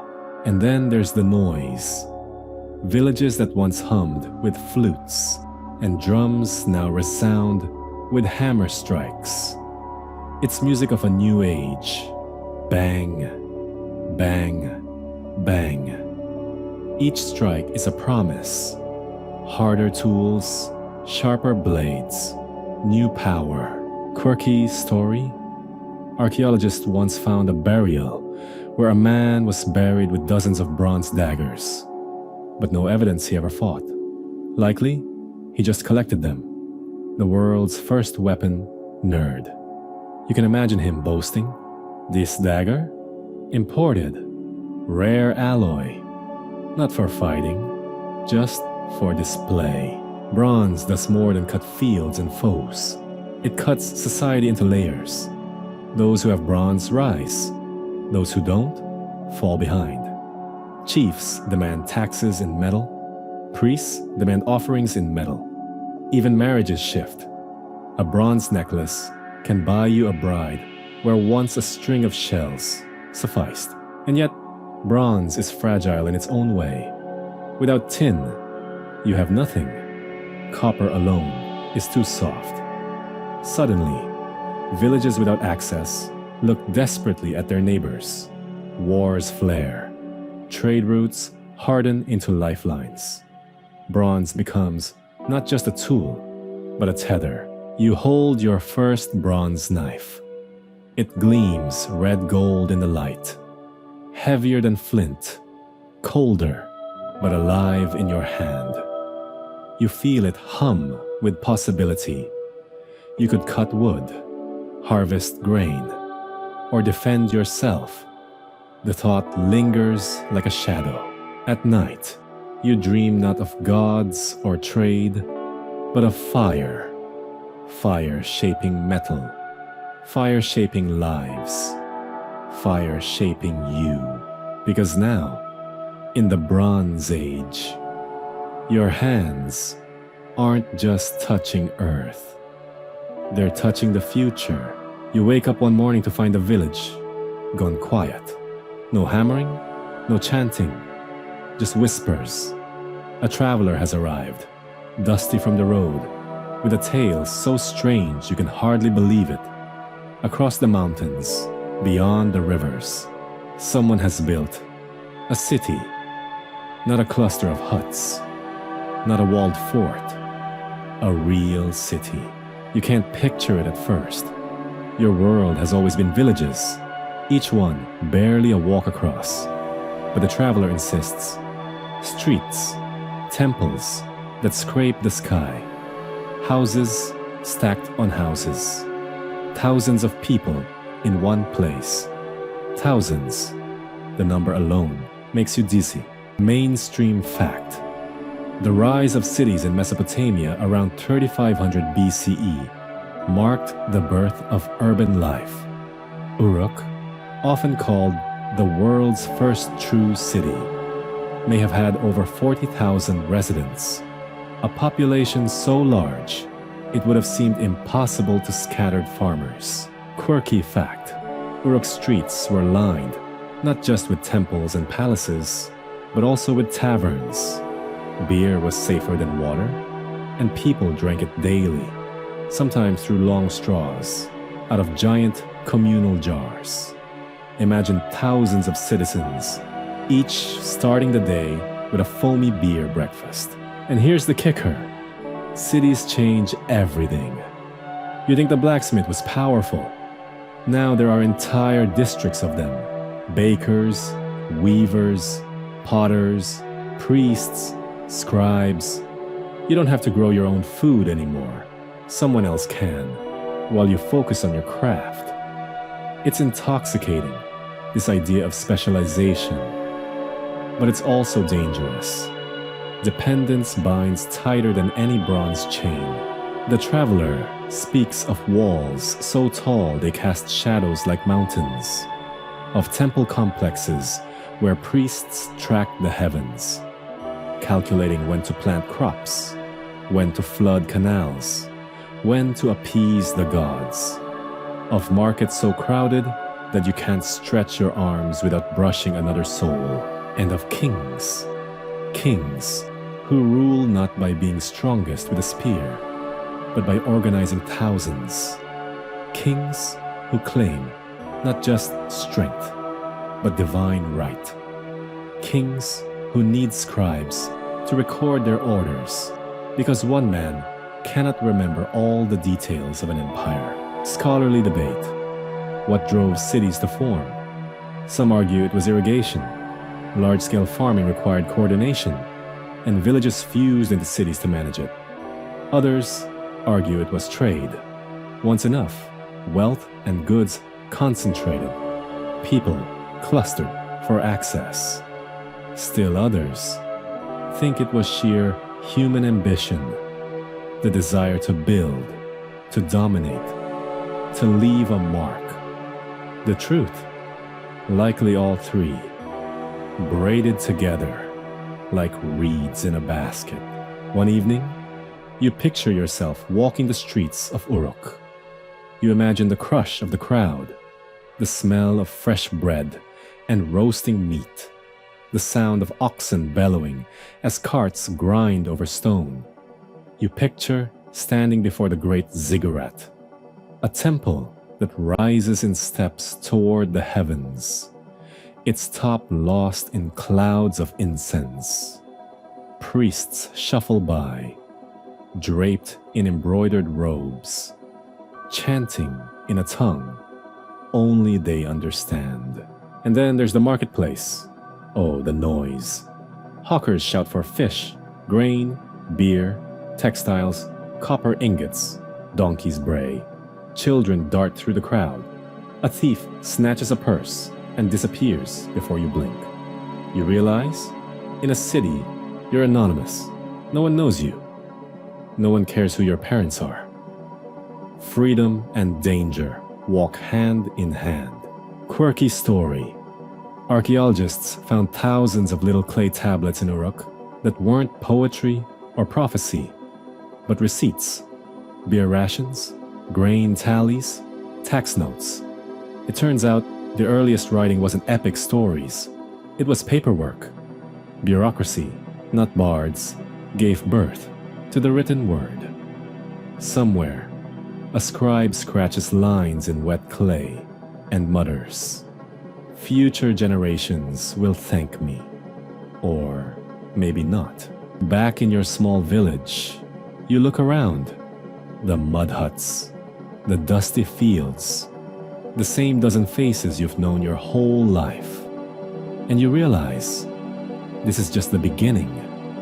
Villages will not hold forever. The world is moving towards something bigger, louder, faster. That night, staring into the fire, you wonder, in a city of tens of thousands, would you be lost or found? The first cities are not perfect. They're noisy, dirty, violent, but they are also dazzling. They are magnets pulling humanity together, for better or worse. And one thing is clear: whether you like it or not, the age of cities has begun. You don't yet know what cities will bring: kings, wars, taxes, palaces, poetry. But as the embers glow, you sense it. Life will never again be just about farming and flint. You are stepping into a new age, the age of civilization. You dream of it before you ever see it. The river, wide as the sky, endless as the horizon, carrying water, fish, and power. It's not just a river, it's the river, the one the travelers spoke of, the one they say gave birth to gods and kings. When you finally arrive, the sight is overwhelming. Canals snake out like silver veins. Irrigation ditches shimmer in the sun. Farmers guide water with wooden gates, turning desert into gardens. Wheat, barley, flax, all flourishing, where, without a river, there would be only dust. You stand at the bank and feel it in your bones. This river is life. Mainstream fact. Civilizations first rose along great rivers: the Tigris and Euphrates in Mesopotamia, the Nile in Egypt, the Indus in South Asia, the Yellow River in China. Rivers made cities possible. They gave water, food, transport, and trade. Without them, the first urban empires might never have been born. Quirky fact: the Nile was so reliable that Egyptian scribes could predict its flooding almost to the day. The Tigris and Euphrates, on the other hand, were temperamental, sometimes trickling, sometimes raging. Farmers in Mesopotamia cursed their unpredictable floods. Egyptians praised their gentle, nourishing river, like a dependable friend. You learn quickly, rivers are more than geography. They are religion. In Egypt, the Nile was not just water. It was Hapi, the river god, swelling with life. In Mesopotamia, floods weren't random. They were the anger of deities who must be appeased with sacrifice. People didn't just irrigate rivers. They worshipped them. Scholarly debate. Which came first, religion or irrigation? Did humans create rituals to explain unpredictable waters? Or did large-scale waterworks require priestly coordination, which then evolved into religion? Some historians say gods were born from rivers. Others argue rivers were tamed by gods invented after the fact. Both might be true. As you walk, you notice the hierarchies rivers create. On the high canals, elites build villas shaded with date palms. Downstream, farmers scramble for whatever trickle remains. Water rights aren't just practical, they're political. Kings and priests distribute irrigation schedules. Suddenly, water equals power. To control the river is to control people. One afternoon, you join a barge, heading downstream. The river bustles with traffic. Reed boats piled with grain. Traders steering timber. Fishermen tossing nets. A priest leans against a stack of clay tablets, muttering prayers to keep the boat safe. A child dangles feet in the current, laughing. Then, around a bend, you see it, the city rising like a dream, its walls glinting in the sunlight, its ziggurat climbing into the sky. And you realize, the river isn't just a giver of life. It is a highway. Roads are mud and dust, but the river glides. Goods, people, ideas, they all flow here, carried on currents. Rivers are the first internet, the first veins of connection, binding villages into networks, networks into cities, cities into civilizations. Quirky story. In ancient Mesopotamia, some canals became so clogged with silt that workers were forced to dredge them by hand.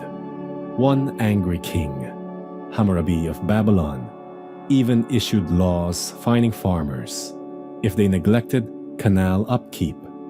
Imagine your neighbor getting dragged to court because their ditch collapsed and flooded your barley field. Civilization meant paperwork, even for puddles. That night, you sit by the shore, listening to the croak of frogs, the chirp of insects, the slap of water against reeds. The stars wheel above, reflected in the river's dark surface. You feel a strange connection, as if the water beneath your feet links not just cities, but times. Generations before you drank from this stream. Generations after you will too. The river is eternal, flowing through history, like blood through a body. And you wonder, if rivers give life, do they also take freedom? You cannot live without them. You cannot fight their floods. All you can do is adapt, organize, worship. Maybe civilization itself is just humanity, learning to bend to rivers' will. By dawn, when the mist lifts from the water, you know this much. Where rivers flow, people follow. Where people gather, cities rise. And where cities rise, history begins. At first, the city feels like chaos. Noise, heat, dust. Ox carts jostle with donkeys. Merchants cry out in sing-song voices. And the smell, spices, sweat, and sewage, hits you like a wall. You're used to villages where everyone knows your name. Here, no one looks twice at you. You're just another face in the crowd. Cities change everything. Here, people don't just farm. Some hammer copper into blades. Some bake bread in clay ovens. Some carve seals from stone. Specialization hums in every street. A potter doesn't worry about weaving cloth. He trades pots for linen. The baker doesn't know how to smelt bronze. He buys it with loaves. You realize quickly, the city is an engine where each cog turns another, and together they create something bigger than the sum of its parts. Mainstream fact: urbanization transformed human society around 3000 BCE. Cities like Uruk in Mesopotamia, Memphis in Egypt, Harappa in the Indus Valley, and Anyang in China became centers of innovation, administration, and culture. With thousands, sometimes tens of thousands, living side by side, the scale of cooperation reached levels unthinkable in small villages. Quirky fact: Uruk, often called the world's first true city, was so big and busy that it even had something like a neighborhood watch. Tablets record groups of men assigned to patrol streets at night because, apparently, when you cram 40,000 humans into mud brick walls, theft and brawls become regular pastimes. Walking through the bazaar, you feel it. Anonymity. In a village, if you swiped a goat, everyone would know by sundown. Here, you could vanish in the crowd. This freedom is intoxicating, but also dangerous. Cities make space for both genius and crime. Scholarly debate. Why did cities emerge at all?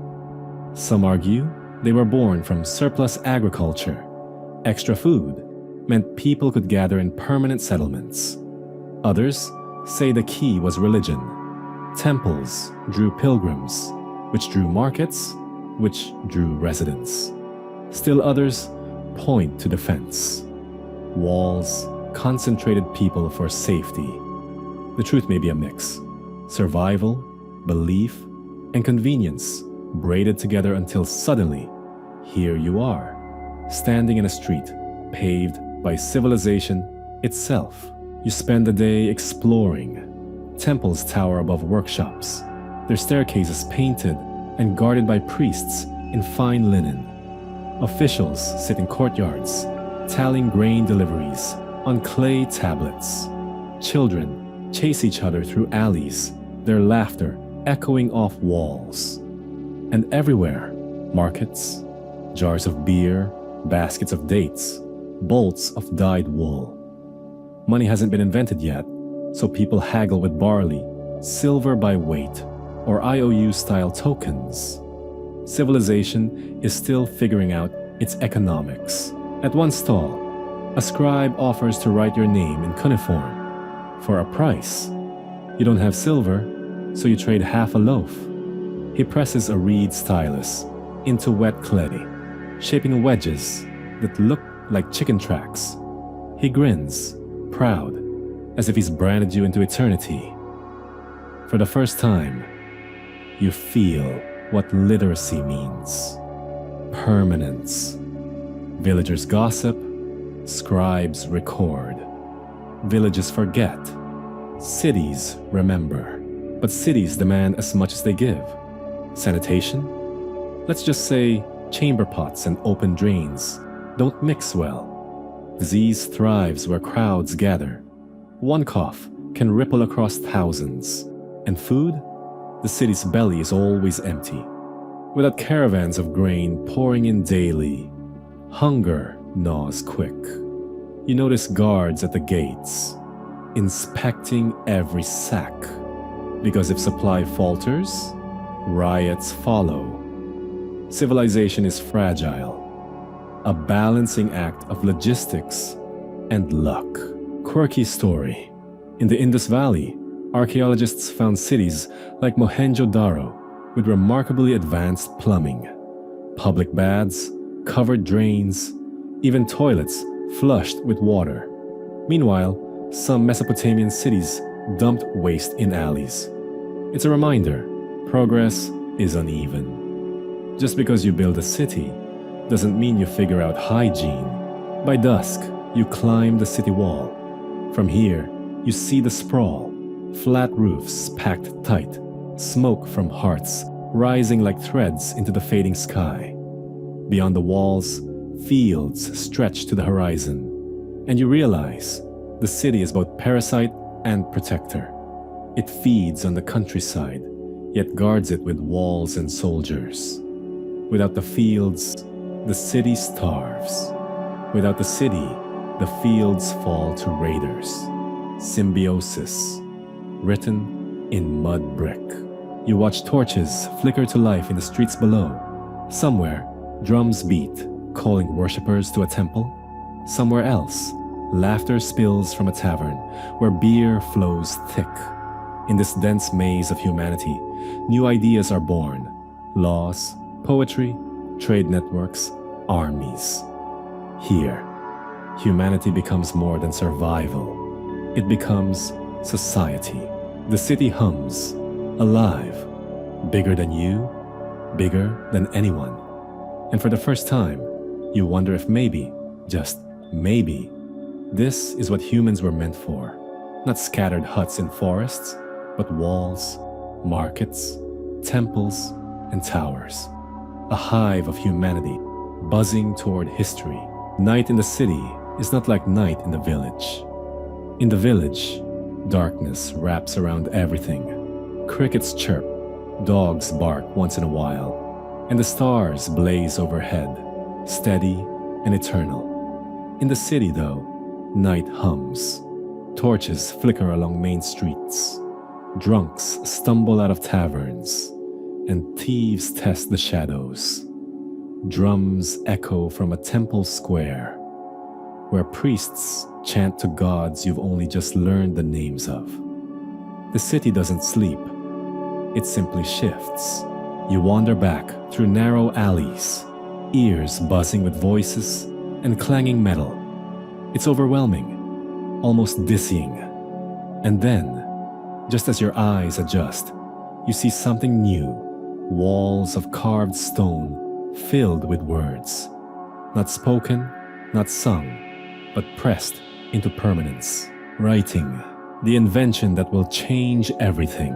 Mainstream fact: writing first appears around 3200 BCE, almost simultaneously in Mesopotamia and Egypt, with later independent inventions in China, oracle bones, around 1200 BCE, and Mesoamerica, Zapotec glyphs, with 600 BCE. It wasn't poetry at first, it was business, grain rations, debt records, temple donations. Bureaucracy gave birth to the written word. And yet, even bureaucracy has poetry.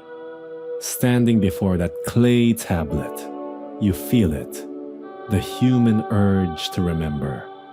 Villages tell stories, cities record them. Quirky fact: the earliest known author we can actually name is Enheduanna, a Sumerian priestess around 2300 BCE. She wrote hymns to the goddess Inanna, essentially the world's first credited poet.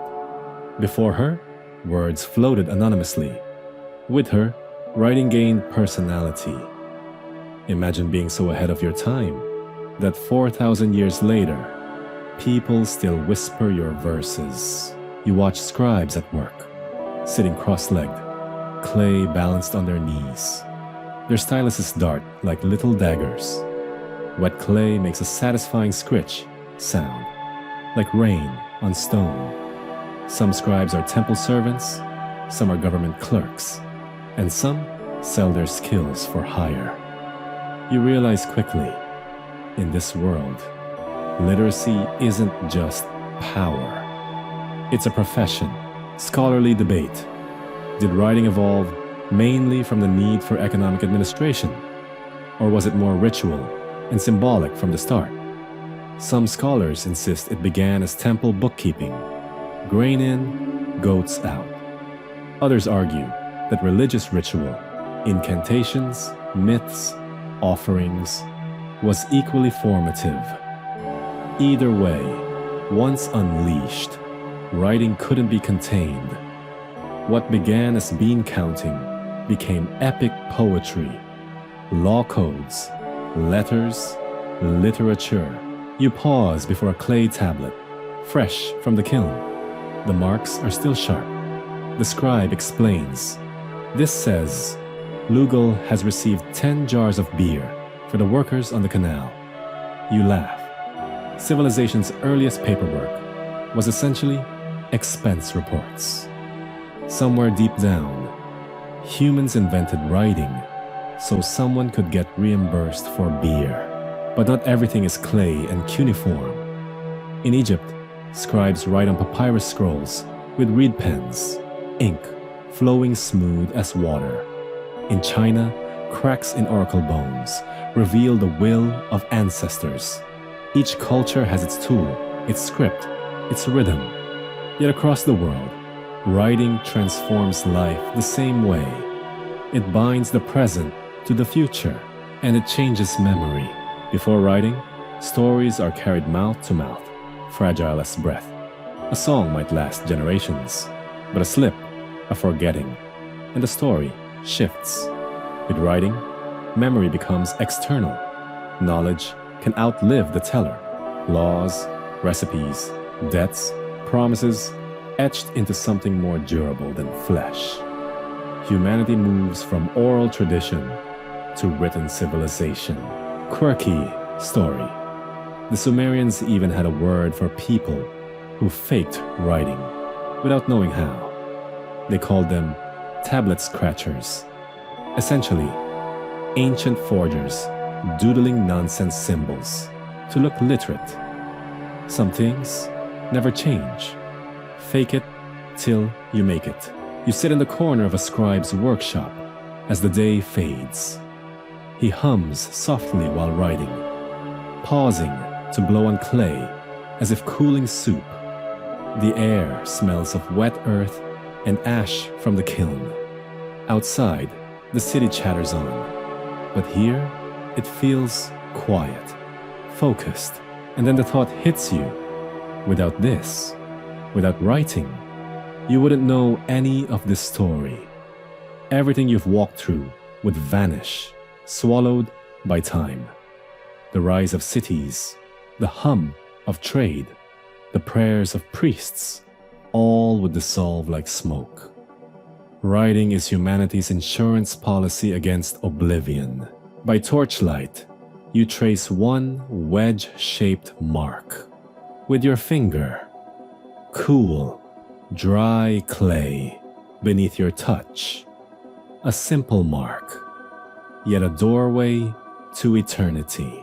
Tomorrow, you'll see other wonders, armies, empires, and laws written in stone.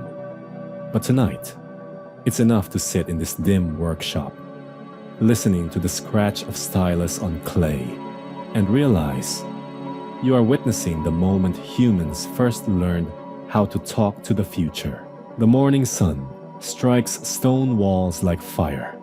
The city stirs, not with sleepy stretching, but with the pounding of hooves, the clank of bronze, the growl of voices in unison. You find yourself drawn into the press of a crowd, gathering in the main square. Today isn't about markets or festivals. Today is about something heavier. Laws. On a raised platform, a block of black basalt gleams like captured night. Etched across its face are lines of writing, neat and relentless. This isn't a temple hymn or an expense account for jars of beer. This is something different. Rules set in stone for everyone to see. You're staring at one of humanity's boldest experiments, the codification of law. Mainstream fact. The most famous early example is Hammurabi's Code, carved around 1750 BCE in Babylon. It listed nearly 300 laws covering theft, marriage, wages, and punishment. The principle was clear: an eye for an eye. Harsh, yes, but revolutionary. Justice wasn't just what a king or priest felt that morning. It was written, visible, enduring. Law became an object, not a mood. The crowd mutters as a herald reads aloud. The words aren't kind. If a builder constructs a house and it collapses, killing the owner, the builder must be executed. If a son strikes his father, his hand is cut off. If a noble blinds a noble, his own eye is taken. But if a noble blinds a commoner, he pays a fine. Quirky fact: punishments weren't always carried out literally. There's evidence that fines and substitutions often stood in place of the brutal penalties described. The stone made the rules look terrifying, but in practice, many cases were mediated. Think of it like a parent saying, "If you don't clean your room, I'll throw out all your toys." They won't actually do it, but you believe them enough to obey. As you listen, you realize something startling. These laws aren't just about punishment. They're about fairness, or at least the ancient attempt at it. Hammurabi wanted everyone to know the rules, not just priests and nobles. It was an early bid for accountability. A commoner could point at the stone and say, "The law is written. Even the king must follow it." Scholarly debate. Was Hammurabi's code really meant to be enforced word for word? Or was it propaganda, royal PR carved in stone? Some scholars think it was more symbolic, a monument to the king's wisdom rather than a literal court manual. Others argue it reflects genuine legal practice. Maybe it was both, a statement of power and a framework for justice. You lean closer, running your hand across the cool grooves of cuneiform. The strokes feel sharp under your fingertips. For a moment, you sense how radical this is. The king's voice, frozen forever, speaking not to his court, but to you, a stranger from thousands of years later. And laws are only part of the story. Writing soon codifies contracts, treaties, and promises. Clay tablets record marriages, adoptions, loans. In Egypt, scribes ink divorce settlements on papyrus, proof that even then, relationships could be complicated.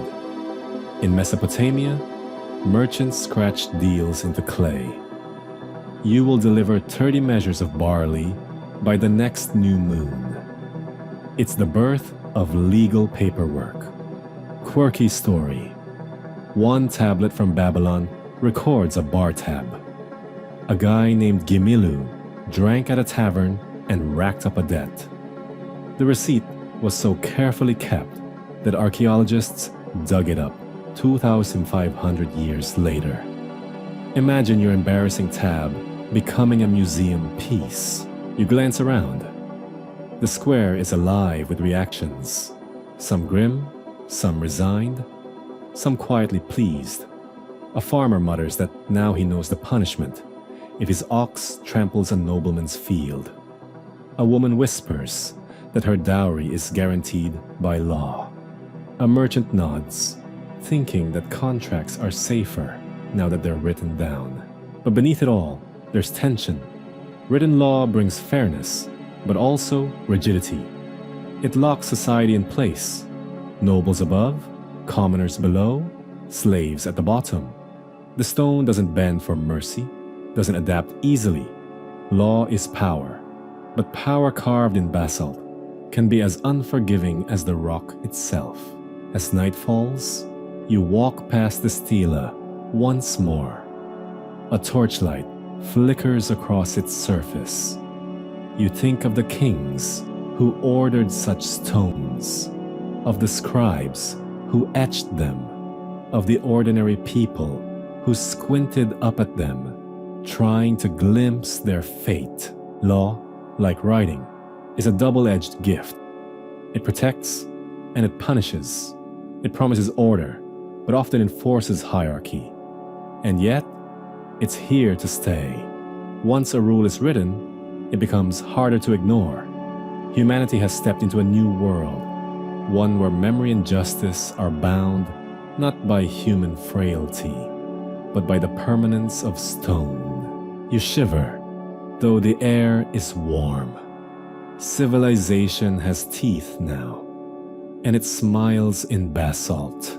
The laws are carved, the cities rise, the river valleys hum with life. And now, humanity lifts its eyes to something bigger. Not the fields, not the walls, not even the kings, but the heavens. You find yourself walking through a courtyard, paved with tiles. Bronze instruments glitter under the sun. Angled rods, polished discs, sighting tubes. At first, you think it's a workshop, but then you hear the low murmur of priests, the scratch of reed pens on clay, the careful ticking of time. This isn't a factory, it's an observatory, mainstream fact. Ancient civilizations invested enormous energy in watching the sky. Babylonian astronomers, by 1000 BCE, could predict lunar eclipses. Egyptian priests aligned their temples with solstices and the rising of Sirius, the star that heralded the Nile flood. The Mayans charted Venus so precisely that modern astronomers were stunned when they compared the numbers. To them, the heavens weren't just pretty. They were a calendar, a clock, and a message board of the gods. One priest points upward. You follow his finger and squint. A pale dot drifts across the blue, just visible. Venus. To you, it's a bright star. To him, it's the herald of war, a signal that armies should march, or that harvests will be blessed. The cosmos is their newspaper. Quirky fact. The Babylonians once kept records of Jupiter's position over 60 years, then used a form of geometry to predict its motion. That means Thousands of years before calculus textbooks, someone was drawing neat little trapezoids on clay tablets to figure out a planet's speed. Not bad for people working with nothing but naked eyes and steady hands. The connection between heavens and earth runs deep. In Egypt, the Great Pyramid isn't just a tomb, it's a cosmic marker, aligned almost perfectly to the cardinal points. In Mesopotamia, ziggurats rise like staircases for gods to descend. In China, astronomers carefully noted comets and eclipses, treating them as warnings for emperors. When Halley's Comet streaked across the sky in 240 BCE, it was scribbled down by Chinese court scholars. Centuries before Europe even had the records to match. You lean against a wall, listening as the priests recite their star lists. Each name carries a weight of meaning. The bull of heaven, the scorpion, the archer. Slowly, you realize you're hearing the roots of astrology. Today, it's fortune cookies and horoscopes. But in these early civilizations, astrology was serious business. It told kings when to go to war, when to sow, when to marry, even when to build temples. Scholarly debate.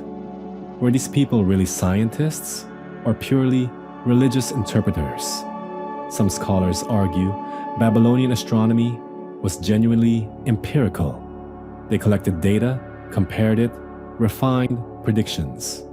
Others say it was all about omens, with numbers serving rituals rather than rationality. The truth may be that both were inseparable. To them, a pattern in the stars wasn't just math. It was divine speech. Night falls. The city quiets. Above, the sky unfurls in velvet black. You see Orion striding across the heavens, Sirius burning in the east, the curve of the Milky Way like spilled flour across the dark. Suddenly, you understand why they look upward. It feels infinite, overwhelming, alive. A boy runs past, laughing. He's carrying a small clay tablet, etched with marks. You peek. It's a school exercise, listing the phases of the moon. Not a king, not a priest, just a kid learning to measure time by the sky. That's when it clicks. This isn't just religion or statecraft. It's knowledge, passed on, generation after generation. Quirky story. The world's oldest star map may be carved on a mammoth tusk from 30,000 years ago, showing Orion.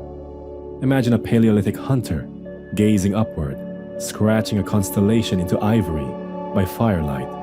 Even before fields, before writing, humans were storytelling with stars. And now, in these great civilizations, the stories have become systems, recorded, calculated, institutionalized. The priests whisper a prayer as the moon crests the horizon.